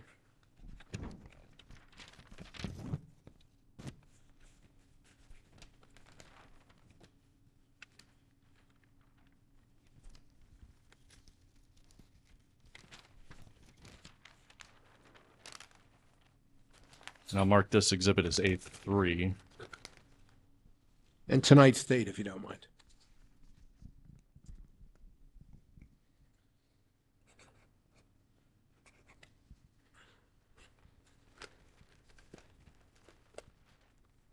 Great, and I'll start with the building rendering. So this is a view taken from the southeast corner, looking at the main office entry. The building will be constructed of concrete wall panels, and it will be painted in a neutral gray color scheme of warm gray tone colors. The wall panels will feature reveals that are cast into the panels to really to separate colors and to provide additional texture to the wall surface. The colors applied really in blocks to help minimize the scale of the elevation, especially the long elevations on the south and north sides of the building. And they also help to provide sort of an aesthetic rhythm down the elevation. The elevations feature both recessed and projected panels along the building. So the lighter panels you see here are recessed from the main wall surface to provide texture and relief, and then the sort of taupe or kind of lighter colors you see here are projected panels from the main wall surface, which again provide additional relief and shadow lines along the long elevation. And all of these recessed panels along the elevation feature a sort of a tightly spaced reveal pattern, which again provide some additional texture along the elevation to break up sort of a flat wall surface. All of the glazing is planned to be a gray tinted glass, and all of the window frames will be a clear anodized aluminum, so they'll all be sort of a silver color. All of the parapet copings, so all of the tops of each of the panel, that metal will be a color to match all of the adjacent panels. So where you see a much darker panel, that likewise where the panels are lighter, it'll be a light color. The entry elements at the office corners include a projected metal canopy to protect the entrance and to provide really a nice entry into the front door at the offices. And the entry corners both of them, they're marked by this sort of darker color with a lighter color set against it, a contrasting color that helps draw attention to those corners of the building. And the entry storefront, this entire storefront entry element, that glass is all, again, set back as well and recessed within the lighter color to provide some relief and sort of a more inviting entry. The north and south walls both feature clerestory windows to provide access to natural daylight for those employees that are working in the warehouse space. Let's see. The proposed building height is 45 feet, and that's measured from the average grade at the front of the building, so the south side, to the top of the proposed roof surface. And none of the parapets will exceed 4 feet above that line. And I will move, signage. I know there was a comment related to signage. So right now we're proposing two facade mounted signs. And should there be two tenants, that would be the case. If there's only one tenant, it would be reduced to only one sign. And those signs would not exceed 100 square feet in area. The actual sign design would be submitted under approval or for approval under a separate tenant improvement package, but no deviation from the ordinance is requested related to signage.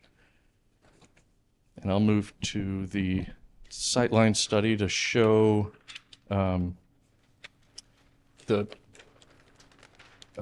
any questions related to visibility of HVAC equipment. That's A3, correct? That's A3, correct.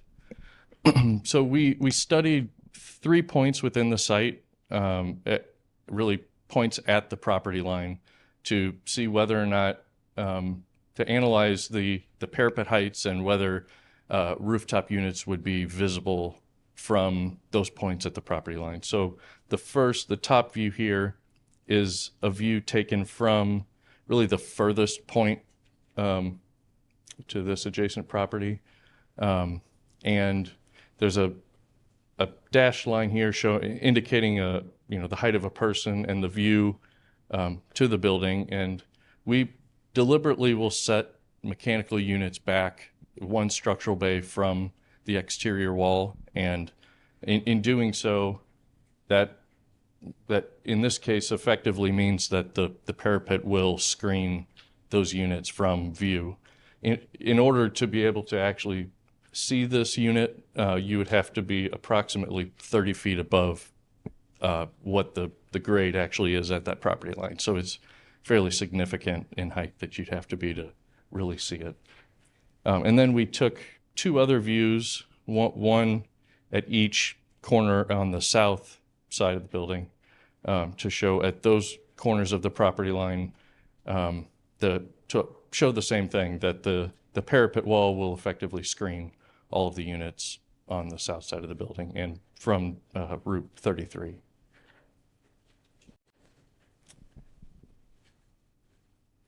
And I think that concludes my direct testimony. And one other item. Is there any? We deferred on in the planner's report an architectural comment.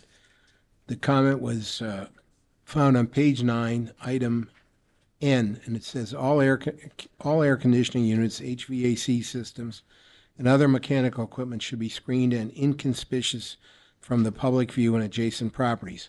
Applicant should clarify where mechanical equipment will be located, and what screening is provided. I think you've just gone through that. Yes. But in a nutshell, Sure.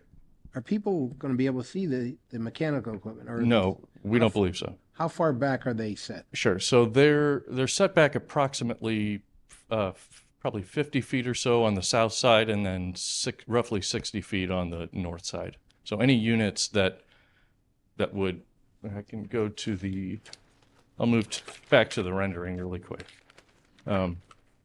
So units would run, there'd be a unit over each one of the offices, should there be an office at the other corner, but they'll run sort of along the long side of the building. So any units on this side of the building will be set about 50 feet back from the wall. And on the loading dock side, they'd be set about 60 feet from the wall. So they're outside of the speed bay. So you're confident they will not be visible Correct. to the public? Yes. Okay.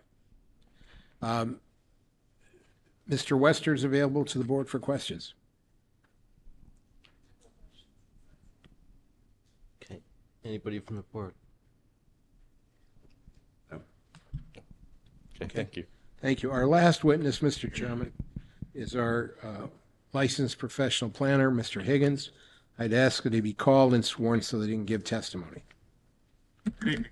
Sir, if you could raise your right hand, you swear the testimony you're going to provide is the truth, the whole truth, and nothing but the truth. I do. If you could state your name, spell your last name, and give us your address, please, for the record. James W. Higgins, Higgins, 14 Tilton Drive, Ocean, New Jersey.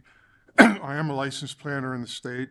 My license is current, and I've testified before this board and the zoning board in Monroe on a number of occasions over the years. Okay, your credentials are accepted. By the way, you know what? Thinking about this, one thing we didn't address with the architect, we had the suggestion from the planner that we should ask for a 1-foot variance on the height to 76 feet. Do you think that's a good recommendation? For a building of this size, it's probably. Go ahead, yeah, next to the microphone. I would say for a building of this size, it's likely not necessary. Yeah, turn it on.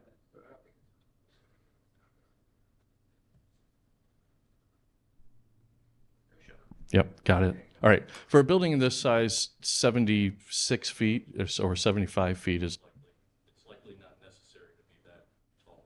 All right, if you don't mind, can I ask the planner why she thought it was a good idea? It was just a suggestion that the applicant. All right. Thank you very much, and sorry to interrupt the flow. Mr. Higgins, we're asking for not 11 bulk variances now, but 10. Would you, from the point of view of the municipal land use law, go over the site, but also provide the justification for the bulk variances requested? Yeah, surely. Well, the board is well aware that there are two types of bulk variances. There's C1, which is a hardship, and C2 is where the benefits of the granting of the variance substantially outweigh the detriments. I think in this case, the variances are really, most of them are driven by the fact that the site is encumbered substantially by wetlands, the north end of the site in particular, which drives all of the development of the site, as Mr. Zalay said, towards Route 33 and spreads it out on the site. The way I'm just rough calculation, anywhere from a quarter to a fifth of the site is encumbered by wetlands and wetland buffer. And also now floodplain, but that's all within the wetlands. So I don't think that's an additional encumbrance. So I think, when you look at it, there is a certain C1 component to the granting of the variances. But in addition, there is a C2 component. When you look at the site, and let's see, can we have the site plan? Yeah, not the site plan, but the aerial of the site. Yeah.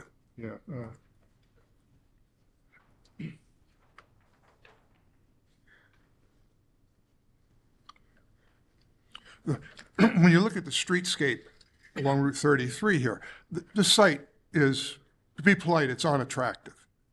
The uses are not permitted.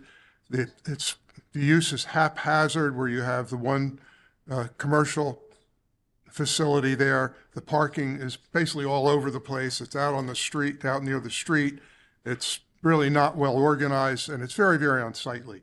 And this application is going to provide significant improvements to the site in terms of aesthetics, in terms of use, in terms of the function, and which by function I mean by the fact that the site will operate in a reasonable manner. There will be drainage facilities that don't currently exist on the site.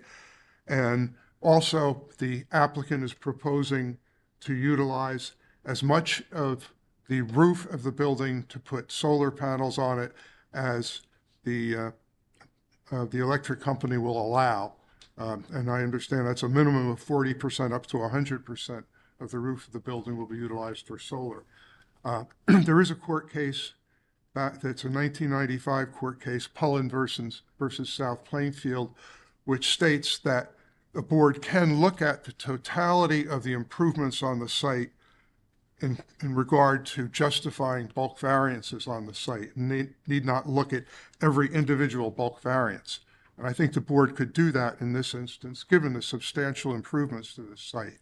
But at the same time, I will go through each of the variances and talk about the justifications for them. The first would be the provision of the 100-foot buffer along Route 33.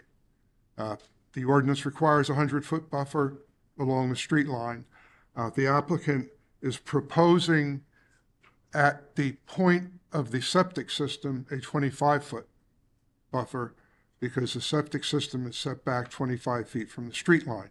And that's 45 feet wide of the 45 feet of the 1,200 plus feet frontage of the site. So that's about 3.7% of the width of the lot is 25 feet. The balance of the buffer area is 100 feet with the heavy screening and the berming along Route 33, which meets the intent of the ordinance. The two corners of the lot, because Route 33 does bend, or the two corners of the building are 3 to 4 feet short of that 100 feet. But that's, in my opinion, that's de minimis. I don't think anybody could look at that without looking at a plan and seeing the dimension on the plan and know that it didn't meet the 100 feet. So basically, I think the substance of that buffer is the location of the sewer, of the septic system. And that's 45 feet, again, of the entire 1,200 feet frontage. And it's also in an area where, when you see the exit to the site, the westerly exit to the site it provides better sight distance down Route 33 by not having any landscaping in that area. So I think that can be justified for a number of reasons. I think it really meets the intent of the ordinance. With regard to the number of parking spaces, again, 275 are required by your ordinance. And the testimony has been that because of the septic system, only 80 employees are permitted to be on the site during the course of the day, and that the 100, as I understand it now, to be 109 spaces with the 4 bonus for the EV, it would be more than adequate to meet that need, and the applicant has agreed to come back to the board to revisit the parking variance if, in fact, they are allowed to hook up to sewer in the future, which I think that's a very reasonable accommodation, and clearly the 80 employees for this type of use, which isn't going to have many, if any, customers coming to the site, with the 105 parking spaces, physical spaces, and the 109 that they're with the credit is more than adequate to meet that need. The parking space size, I think Mr. Kettle summarized it very well. For this type of use, it's not a retail commercial use. It's not the type of use where it's not an office use where people are going to come, a medical office, where people are going to be coming to the site that aren't familiar with the site, and that there's going to be a high turnover. The employees are going to come to the site, park at the site, leave their cars there for the bulk of the day, and then leave. So the 9x18 stalls, I think, are more than appropriate. That is the current standard right now, in my opinion, in most municipalities, and the 24-foot wide aisle also for the parking area for the cars, I think, again, is adequate. There was some talk about the parking being set back 50 feet from the side property lines where it's adjacent to a residential or institutional use. I don't see the need for that variance. I don't see any residential or institutional uses on either side of the property, or the potential for residential or institutional uses on either side of the property. And the applicant has provided substantial landscaping in those areas, and the minimum setback for the parking is 33 feet, which I think is much more than adequate. So I think that really what's being proposed here, no variance in my opinion is necessary, and the landscaping that's being proposed is consistent with the intent of your ordinance with regard to providing sufficient and adequate landscaping along the side property lines. The no parking within 30 feet of the walls of a building. That, again, Mr. Zalay talked about the fact that it's with a building this size that the fire vehicles, emergency vehicles aren't going to pull up right next to the building. They're going to want to be away from the building in an area where if there is a collapse of a wall, it's not going to hit the vehicles. In addition, there is actually a conflict in your ordinance. If you look at section 108-9.1E1, that's where there's a requirement that there be a 30-foot setback for all uses. But if you look at another part of section 9.1, 108-9.1A4, it allows parking to be within 10 feet of residential or institutional uses. And quite frankly, I think it should be the opposite. The residential or institutional uses are more vulnerable to problems with fires and so on. So if you're going to provide more space to provide better fire protection, you would want it for those types of uses, not for the industrial uses, for the warehouse uses. But quite frankly, I think what's being proposed here is typical of warehouse uses, and I think it's safe, and I think that I don't see where fire vehicles would pull up right next to the building. And the other point is that this building will be sprinklered, and it'll be sprinklered so that the fire danger is substantially less than if the building were not sprinklered. So again, I don't think there's any substantial negative impact to that, and I think that variance can be granted. The driveway width at the curb line, the ordinance limits that to 15 to 35 feet, and what's being proposed is 60.87 feet and 68.75 feet. But when you look at it, it's both driveways are right in, right out, And the area between those driveways is a triangular area, a large triangular landscaped area. The intent of the ordinance is that you not have a massive, a very wide asphalt area that is very unsightly. And you don't have that here. You have about a 1 or 2 foot strip from the way the islands are designed that extends that full length, about 1 or 2 feet deep. But the rest is landscaped, and you only have 22 to 24 foot wide aisles. So I think it really meets the intent of your ordinance again, that there is the intent not to have a very, very wide paved driveway at the street line.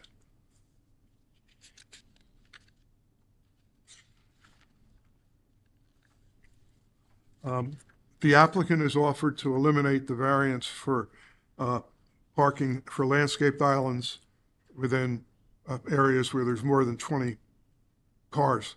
And that's, I looked at that and I felt really with the 2 areas that are impacted have 23 parking spaces rather than 20.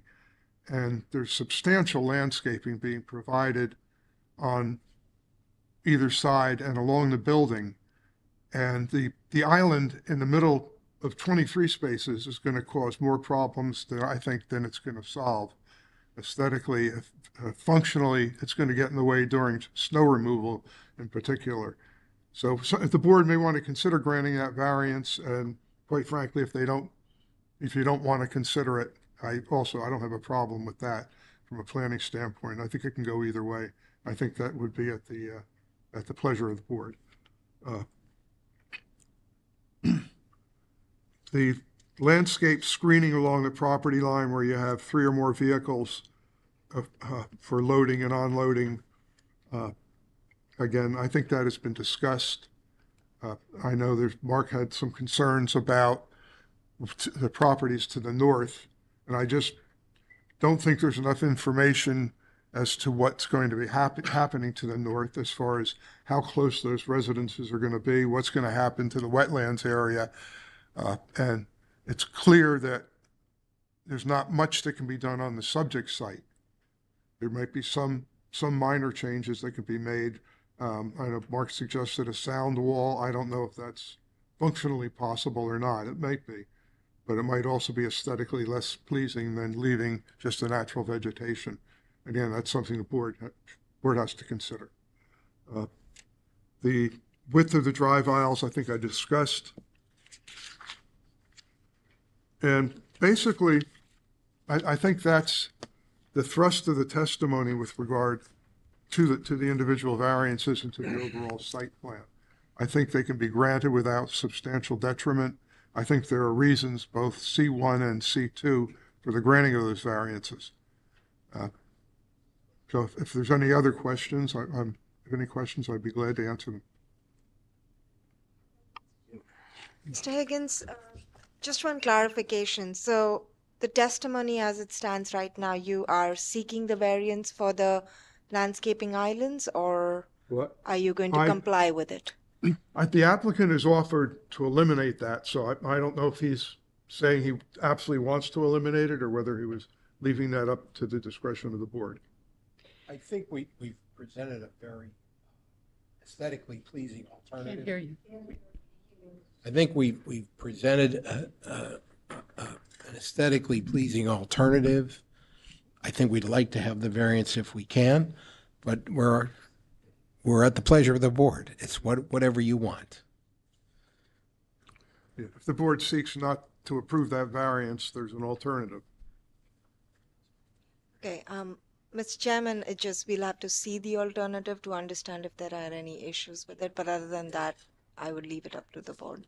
So, thank you. Mark, anything?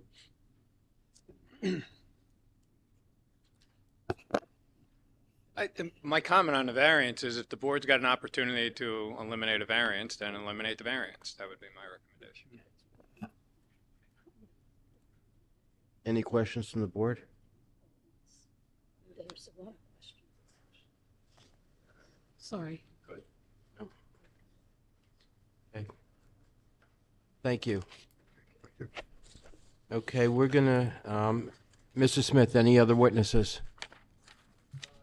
We actually concludes our case, but we wanted to talk about some other alternatives. You know, we're concerned about Mr. Razumovich's comment that we don't know what the property 1,000 feet away is going to do, and he's concerned about the visual impact of our project, I guess, on the new housing development that's 1,000 feet away. And it's of concern for anybody who deals with the DEP. It's always of concern because, first of all, you never know when they're going to act, finish a review, etc. So we wanted to come up with another alternative to see if we could satisfy the concern about the visual impact. And the suggestion was that we do a very decorative fence at the rear of our property, which would screen the, they're 1,000 feet away. I can't hear you. Maybe I'm going deaf. Well, you know what, I am too. I have to worry about hearing myself. But what we're trying to do is suggest an alternative for Mr. Razumovich's comment about being concerned about what the visual impact would be on this housing development that's going to be built about 1,000 feet away.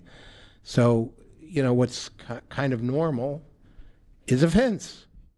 And we're wondering if we could talk about that and see if that might ameliorate Mr. Razumovich's concerns. But I thought his concern was also the noise from the loading and unloading in the trucks.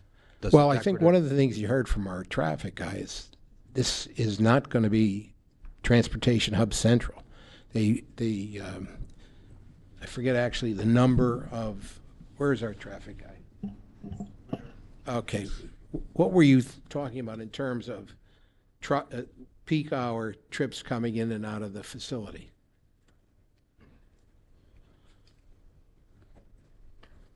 I had testified that during the morning, peak hour would be 7 truck trips, that's total in and out, and in the afternoon be 8. But obviously, there's other trucks during the day, but it's something that is on a low scale. Okay, so one other question, and I may be getting you out of your comfort zone. Housing development's at least 1,000 feet away. The inverse square law applies. The inverse square law says that the intensity of radiation, sound, decreases inversely with the square of the distance. So, and if I knew that was going to be an issue, we'd have a sound engineer. I don't know if Mr. Zolay feels competent enough to deal with it, but at 1,000 feet distance, what kind of sound levels are you talking about?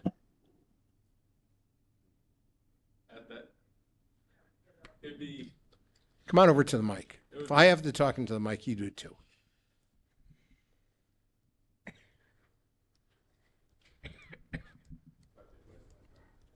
I don't know that I could confidently give exact numbers. I know that we would be required to comply with the sound standards of the DEP, which is, I believe, 75 decibels during the day, 60 decibels in the evening. Nope.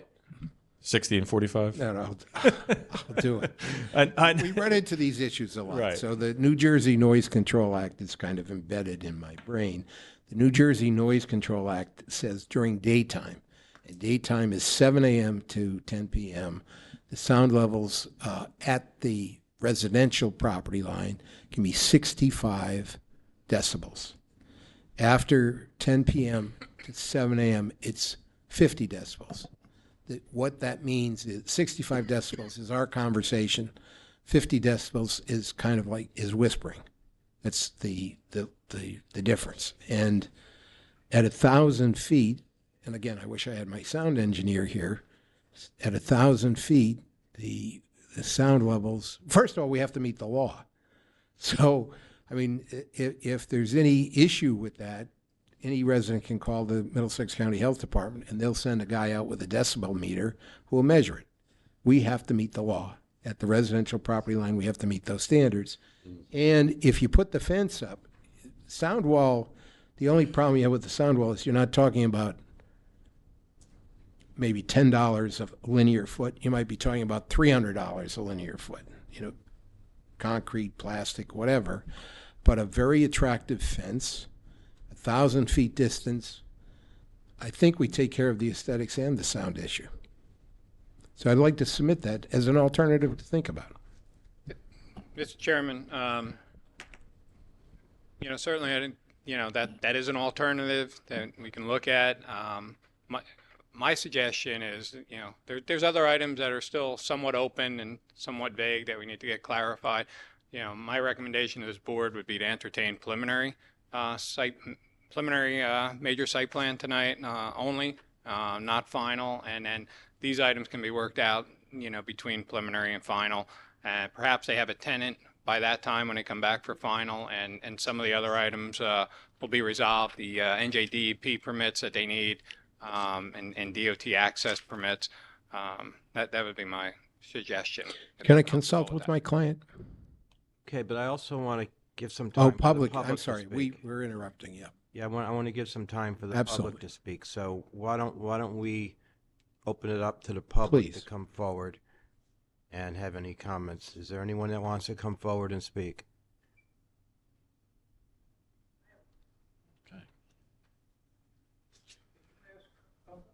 Okay. Yes. Yeah. And understand, try to keep it within the 5 minutes. Oh, yeah, I'm not gonna.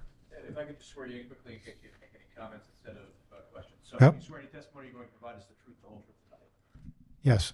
State your name, spell your last name, and give us your address. Michael Beckus, Bekas, 211 Valencia Drive, Monroe. Okay. I wanted to just briefly talk about the traffic issue from a different perspective. I live in Renaissance at Monroe, which is on 33. I see the traffic go by all day, every day. And the cars and trucks are flying by when they're flying at anywhere between, 65, 70 miles an hour. And that's just a guess. Sometimes I have to wait 5 to 10 minutes to get out of my driveway and get onto 33. My concern is they were on the other thing. The driveways for the trucks and cars to get into that place. Cars are going, it's a 2-lane highway. Cars and trucks are flying down the highway, and you're going to have trucks and whatever other vehicles that need to get into this place and need to slow down in order to do that, because I see the access. They have to slow down a lot in order to make the turn into the property. And what we did was we applied to the DOT. It took us 10 years to get it, but we have a lane for reduction with seniors. We don't see that well or drive that well or whatever it is. And I think that these very big tractor trailers, I don't know how big these things are going to be that are going to enter your property, but they need a lot of room to stop. And cars are flying behind them that are going to need a lot of time to stop and get out of the lane and go around these vehicles. So my sense is they need this speed reduction lane, I forgot what we call it, so that all these trucks and cars and whatever that are visiting your property have room to stop without impacting the cars and trucks that are on 33 that are driving at highway speeds and whatever else, and avoid accidents. That's my main concern, is avoiding these accidents. Other than that, it's fine. Thank you. Thank you. Thank you.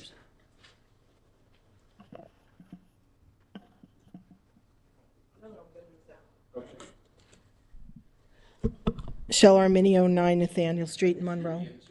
You certainly may. What are you going to provide as the truth, the whole truth? As far as I can tell, I'm just going to read off what the testimony has been. So as long as that's the truth, I'll be asking. Yes? That is a yes. Thank you. Okay. Actually, the gentleman put up an interesting comment that there's no dedicated lane going into this project. Is that the case?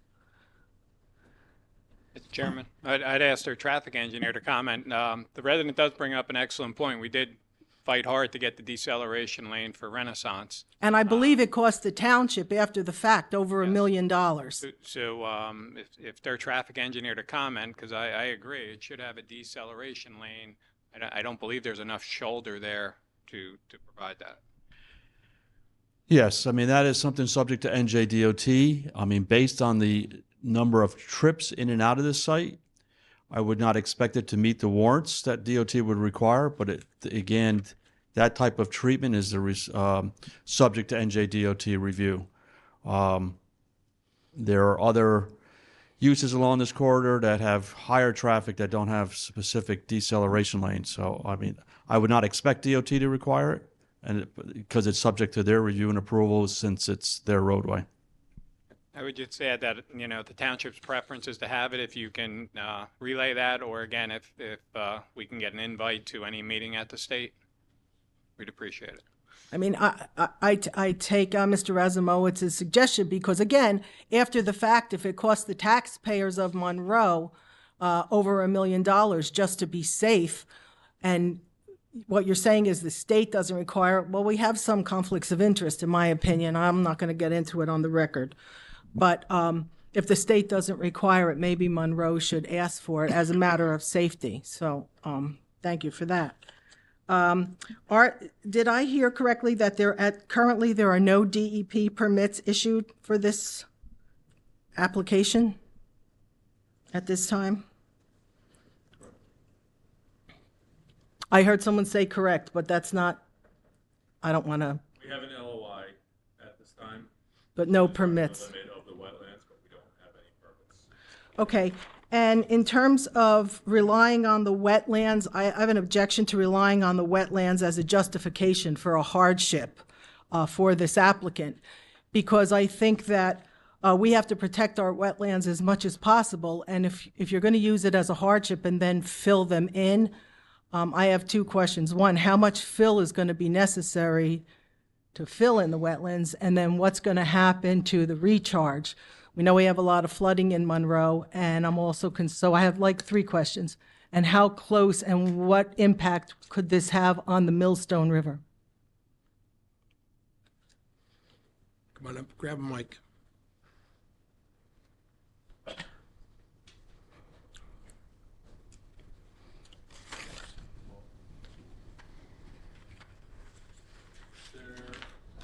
There is a substantial amount of wetlands that runs along the rear of the property. The square footage of it, I don't have in front of me. We're permitted to fill up to an acre of isolated wetlands. We're filling much less than that. Okay. When it comes to groundwater recharge, we're meeting the DEP requirements for groundwater recharge. So what exists today, how much water gets into the ground today, in the proposed conditions, we are meeting at least that, if not more than that. So we'll be providing stormwater infrastructure that will maintain the same amount of existing groundwater recharge. And in regards to impacts to the Millstone River, I could say out there today, there's plenty of compacted pavement gravel that's been utilized by a previous business that did not provide any water quality to run off from that motor vehicle surface. In this condition, we're providing 80% TSS removal to all runoff leaving the site that's on the motor vehicle surface. So if anything, I'd say we're actually improving. Except that it's a larger square footage, right? So there's there's less permeable soil. It's more impermeable soil. Well, there was about 5 acres of impervious coverage previously. Now we are, I don't know the exact acreage. We have it in square footage up here. It's about 400,000 impervious, but all motor vehicle surface will be treated for water quality through a bioretention basin. Okay, and I have a few other things about ordinances and variances. As we all know, that variances are a request. They don't have to always be granted by the board, but I would ask at least to go with Mr. Razumowitz's suggestion and make this just a preliminary. I think there are a lot of things, especially if there is a thought I hit somebody.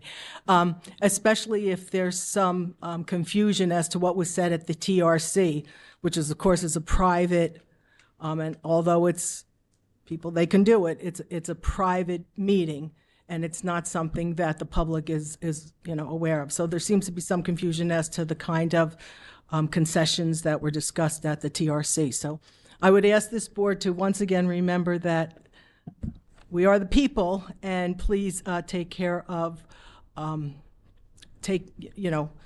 doing the right thing and considering the community when you make your decision. Thank you. Thank you.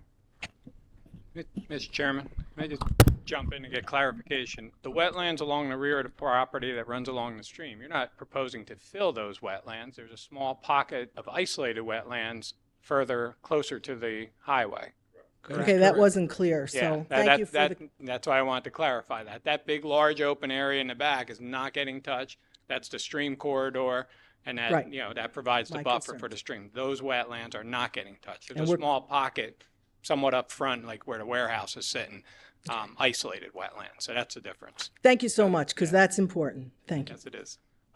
And the other thing I'll clarify, there's no concessions giving at a TRC meeting. I mean, I don't want to get into a debate on the Okay, TRC. sorry, wrong And there word. was a Correct me. misunderstanding that maybe his other professional who may have been in attendance, but we've been clear all along, the traffic studies need to take into account the approved developments, and obviously the marketplace is an approved development right there. So that's all. Well, as long as we hold true to that, that would be Absolutely. great. Thank you. Thank you. If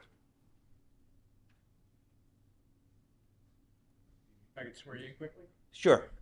Louis Vino, Yep. Hold on. Do you swear any testimony you provide? The truth, the whole truth, and nothing but the truth? whole truth, nothing but the truth. State your name, give us your last name. Louis Vino, Davino, 160 Disbrook Hill Road. Okay. So, I guess this is, so that property that we're talking about, I acquired about 15 or 20 years ago. My family's lived in Monroe Township for close to over 130 years on Bentley Road. The corner of Bentley Road and Route 33 corridor was my grandfather's farm. It was sold 1970 to the Bridgewater Properties due to financial reasons. That particular property, actually, I do have a stormwater runoff permit from the DEP when I originally subdivided the property. I farm all the land there. I farm all the land on both sides of the highway. I farmed a lot of land in Monroe over the last, well, since I was 14. So I just wanted to come up here to clarify a couple of things. The reason why I'm selling the property is it's coming to a point where it's a health issue type thing, so that was one of the reasons. Living in Monroe that long, my grandfather, my father, me, 1970 when the highway was built, it took all our greenhouses out, and I moved to Disbrook Hill Road to build a facility there. And we've always been a great part of this community, and I felt that if I was going to do this, I wanted somebody that was going to be good to the community. That's the reason why I picked these people to do this property, because I know their experience, I know what they are, I know they're environmentally sensitive, and I know that they were going to do a good job. And I want to be proud about what's on my property coming down the road. So I just thought I'd add that to it. And like they stated with the wetlands, the actual wetlands permit that is needed is for a very small pocket. What happened was DEP, because of the pandemic, was backed up 18, 19 months, 20 months. Finally, when they came out to do the LOI, she came out, she'd done the LOI, of course, at the wettest time of the year in January. And there was a tiny, actually, it's not even a wetlands. What it is one piece of the property actually is higher than the other. When it rains, it comes off. It doesn't even stay. It dissipates. So at the time, it was, I forget her name, but she was retiring. And it was probably a quarter of an acre. But she didn't want to come back out there, so she took the whole 1 acre and plotted it on a piece of paper, and that was it. That's what actually happened on that property.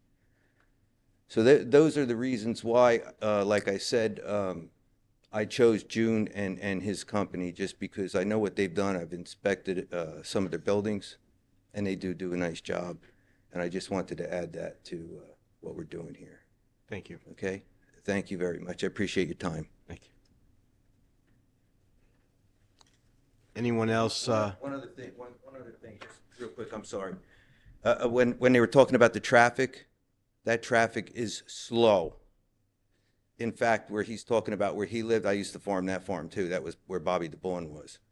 That traffic's slow every day. 7 o'clock in the morning, you don't move really.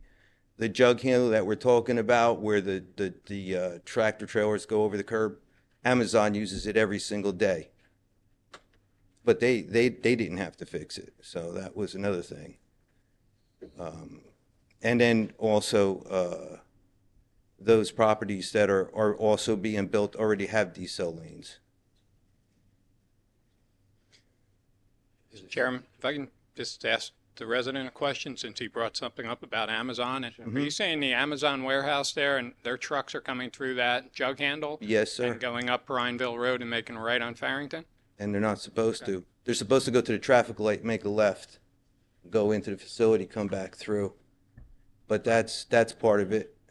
Thank you. Mr. Chair, I'll just speak to our zoning officer and, we'll take a look at that because the trucks are not supposed to be utilizing that portion of Farrington Boulevard, so.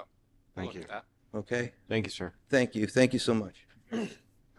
Anyone else from the public want to come forward and speak? Hearing none, is there a motion to close the public? So moved. All in favor? Aye. Okay, opposed? Okay, public portion's closed. Mr. Smith, did you want to wrap up? Yes, I would. I would ask you to look at the site as it currently exists, which is not a jewel in Monroe's crown, and look at the proposal, which is doing its very best to present not only a good economic engine for Monroe, but also rehabilitating that site. And Route 33 is, as you know, is a major thoroughfare in your town. You got an awful lot of people traveling through. This is a major improvement to what that site currently is. And you've heard our engineer and our traffic guy and our planner go through all the justifications for what we're requesting, and there's good solid reasons for what we're trying to do. There's also the enhanced complication that this is a state highway. And as a result, as Mark and I will both agree, at the end of the day, NJDOT is in charge of what happens on Route 33. With respect to that, we've tried to be very responsible with the right in, right out, with the wider driveways, so that, it's clear that the entrance and exits are going to be safe. And we are going to provide a template for the driveways as Mr. Razumovitz requested. So it's not unreasonable for this site, and this is what it's zoned for. I mean, we're not saying let's take one of your housing zones and build a warehouse in it. This is zoned for it, all right? So it's an improvement to the site. You have good justification for the variances. We would really like to, if we can, go forward with the preliminary and final tonight. The only, and I think we've answered the noise question and the aesthetics question. All right, I mean, waiting on the DEP is not fun. So we think that the decorative fence and the 1,000-foot of distance is, and we have to meet the Noise Control Act of New Jersey. It's the law. So we think we've kind of covered it, but I know Mr. Razumovitz had some concerns. I don't know if he's heard enough to feel comfortable with the final approval tonight. Okay. Well, we'll leave it to the board. Our engineering professional has suggested that the board consider an application or a motion for a preliminary and not a final. I'll leave it to the board members to make a motion in a second. I am going to make the motion to just address the preliminary tonight. And because of all the open issues that a lot of the agencies have to address, and we're not really confident in everything that we're hearing. So I would I'd make a motion to approve, but only the preliminary. Ms. Damiani, would With that this- include the bulk this motion variances as pending. well? Okay. Okay. May I comment without, this is something the board, I think we need to discuss, and I'll tell you what I'm getting out of it. I saw the building, very attractive building. That's a plus. I also heard you're 800 to 1,000 feet away from residential, another plus. We had to address that in a previous case, and this is a lot better. And solar panels are environmentally very favorable. But here's my concern. We don't know who the client is. We don't even know if it's one client or two clients. So when your traffic specialist talks about traffic, it doesn't hold up if we don't know whether it's one client or double that amount. Okay? We don't know that. So we have a traffic concern of how many we can see. We cannot look at DOT and say, here's what the average is, and project that on it, because we don't know your clients or two. Sound levels. Depending who the client is, we don't know how much noise they're going to make, or the two of them make the noise. So I'm at a crossroad. Do we say, let's continue this application till they have a client to propose to us that this is who they're recommending? Or do we approve preliminary now where we're pretty much obligated once we do a preliminary, unless there's a change, not to give them a final? So I'm discussing this with the board and basically saying, I'm not sure what to do. So I throw that out for the board. There was one more issue too about the stipulation of if they get water and sewer, then they'll have to come back Yes. for more employees. Great. Can we continue Carry this this. application, carry this till we hear from them who they're talking to or are recommending? They're entitled to, just, if I could kind of interject, they're entitled to create a warehouse. They do not need to have a tenant in order to come forward and request the board to take action. So Agreed. you have a land use ordinance, it's not a land user ordinance, so you don't necessarily need to know who the ultimate user of that site is.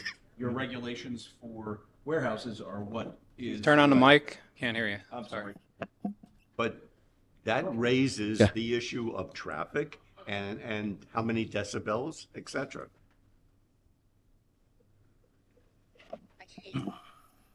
I would support approval of a preliminary application. I have listened carefully. I tend to respect Mr. Razamowitz's opinion.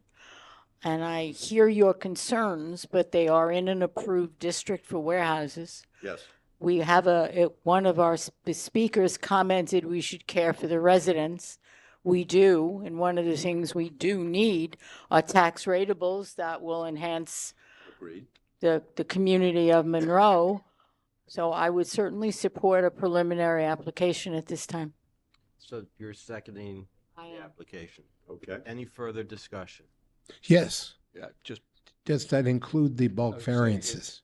Is this for preliminary with the bulk variances that are being requested? Yes. I'm sorry. Okay. Thank you. Any further discussion? Pardon me, sir? Any further discussion? No. Okay, then we Is can. there a second? We're in a microphone class. Oh, okay. Mr. Rothman, Yes. Ms. Brodsky, Yes. Mr. Manesh Patel, Yes. Ms. Damiani, Yes. Mr. Slavacek, Yes. Councilwoman Cohen, Yes. Mayor's Representative, Mr. Patel, Yes. Chairman Gaffrey. Yes. Thank you, Mr. Chairman. The preliminary is approved. So what we're going to do next is meet with Mr. Razumovitz and make sure we get whatever the rest of the concerns are resolved. And hopefully we'll be seeing you very soon for a final. Thank you for your courtesies. What? Isn't it? Well. Okay. Just for the record, Mr. Smith, it's a new application for final. It's not. The logistics of the board is, my understanding is, I think we put in both applications, no?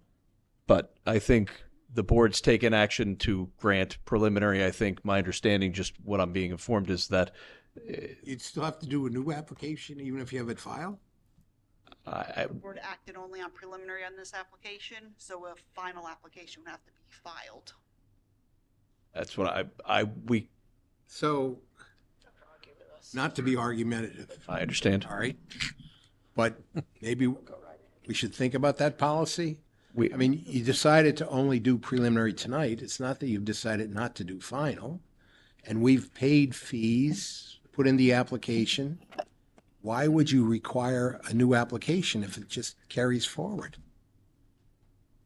And again, I'm not trying to be crazy or argumentative, but Mostly because there's no answers Chairman, to a lot of the I don't questions think that this we is have. really for Right, the but they- board's decision. Right, I defer yeah. to our attorney, but they can meet with the, the director of planning and, outside of this meeting. Yes. Discuss that.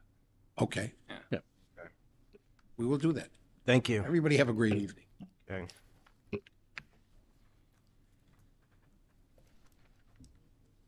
Good job. Okay, the one final item is we have a resolution to memorialize. And it's PB 1265-25, Costco Wholesale Corp. And the resolution was part of the packet materials. Okay, is there any discussion on the resolution? Is there a motion to approve the resolution? Make a motion to approve. Motion.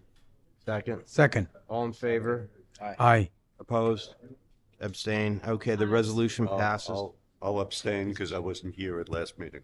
Okay, with Mr. Rothman abstaining. Okay. Okay, I see no discussion items. I see no correspondence. Does anybody want to speak up on that? Hearing none, is there a motion to adjourn? Second. All in favor? Aye. Aye. All right. Good night.